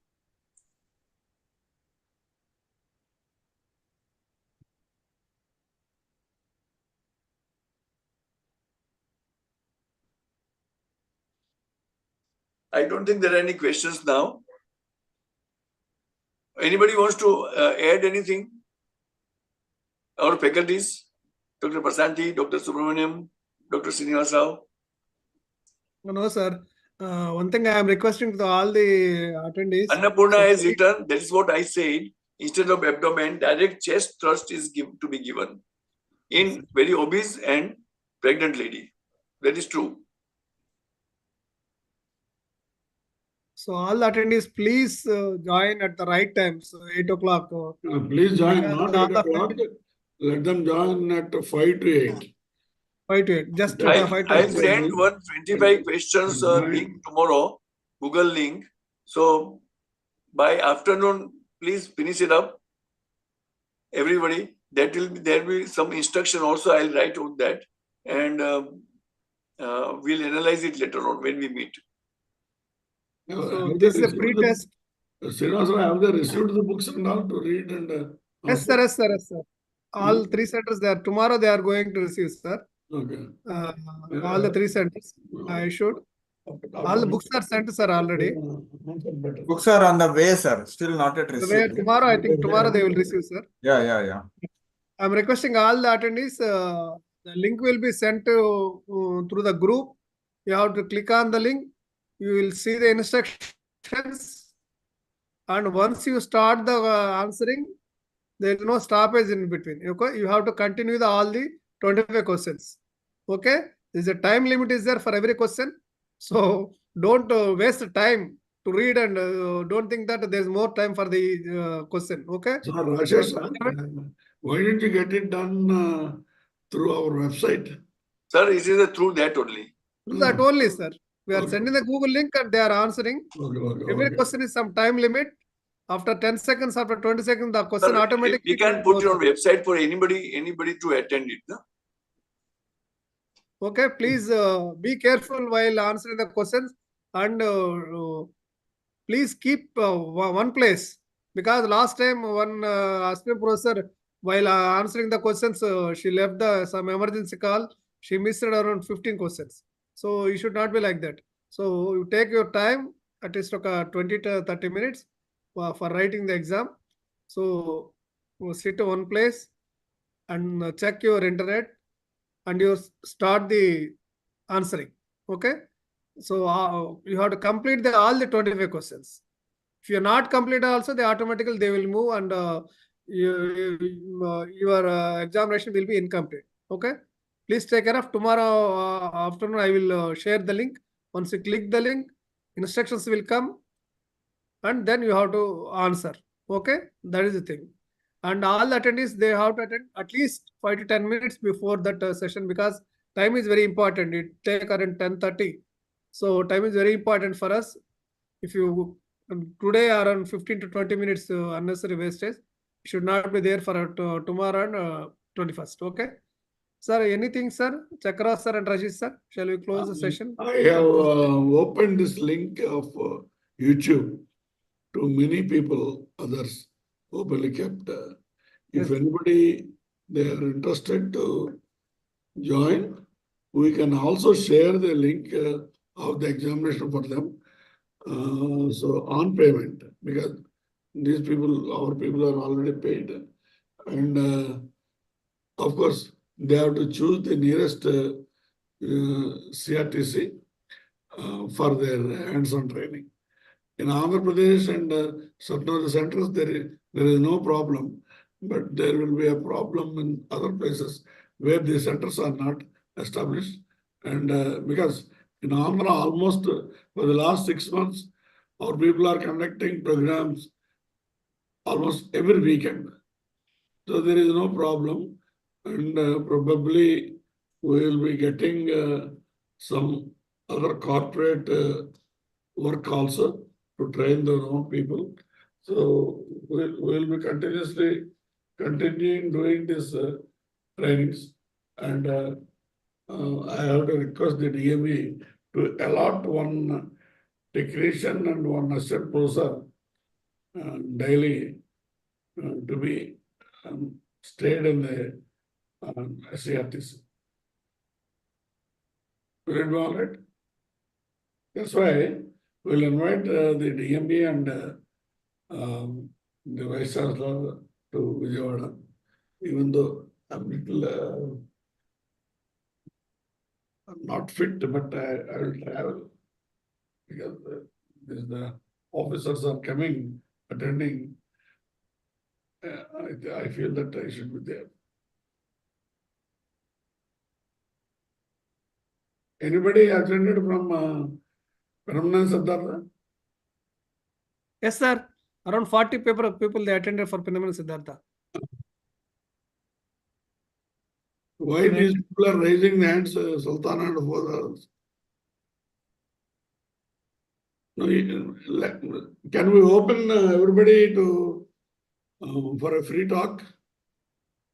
Because Sir, I think webinar it is not possible, sir. If it is Zoom link, then I think this is a webinar, sir. Here it's we have to make all the participant as a panel. only 53, 170. Now they are leaving, sir. Time is there. Session is people are there. Suri Sethi, there is a comment and a question also from Dr. Shavana Lakshmi. Shall we answer that? Please, sir. Patient choking with unresponsive while following BCLS, is it circulation or airway breathing comes first? Look, look, we must understand the mnemonic ABC, and in cardiac arrest we go for CAB, right? CAB. Now, when the heart is beating, pulse is present, it is always ABC. So when he's choking, he's standing, that means his heart is beating. So always airway gets the first priority. That's why we do the Heimlich's maneuver, abdominal thrust. So it's a first priority. That is an airway management.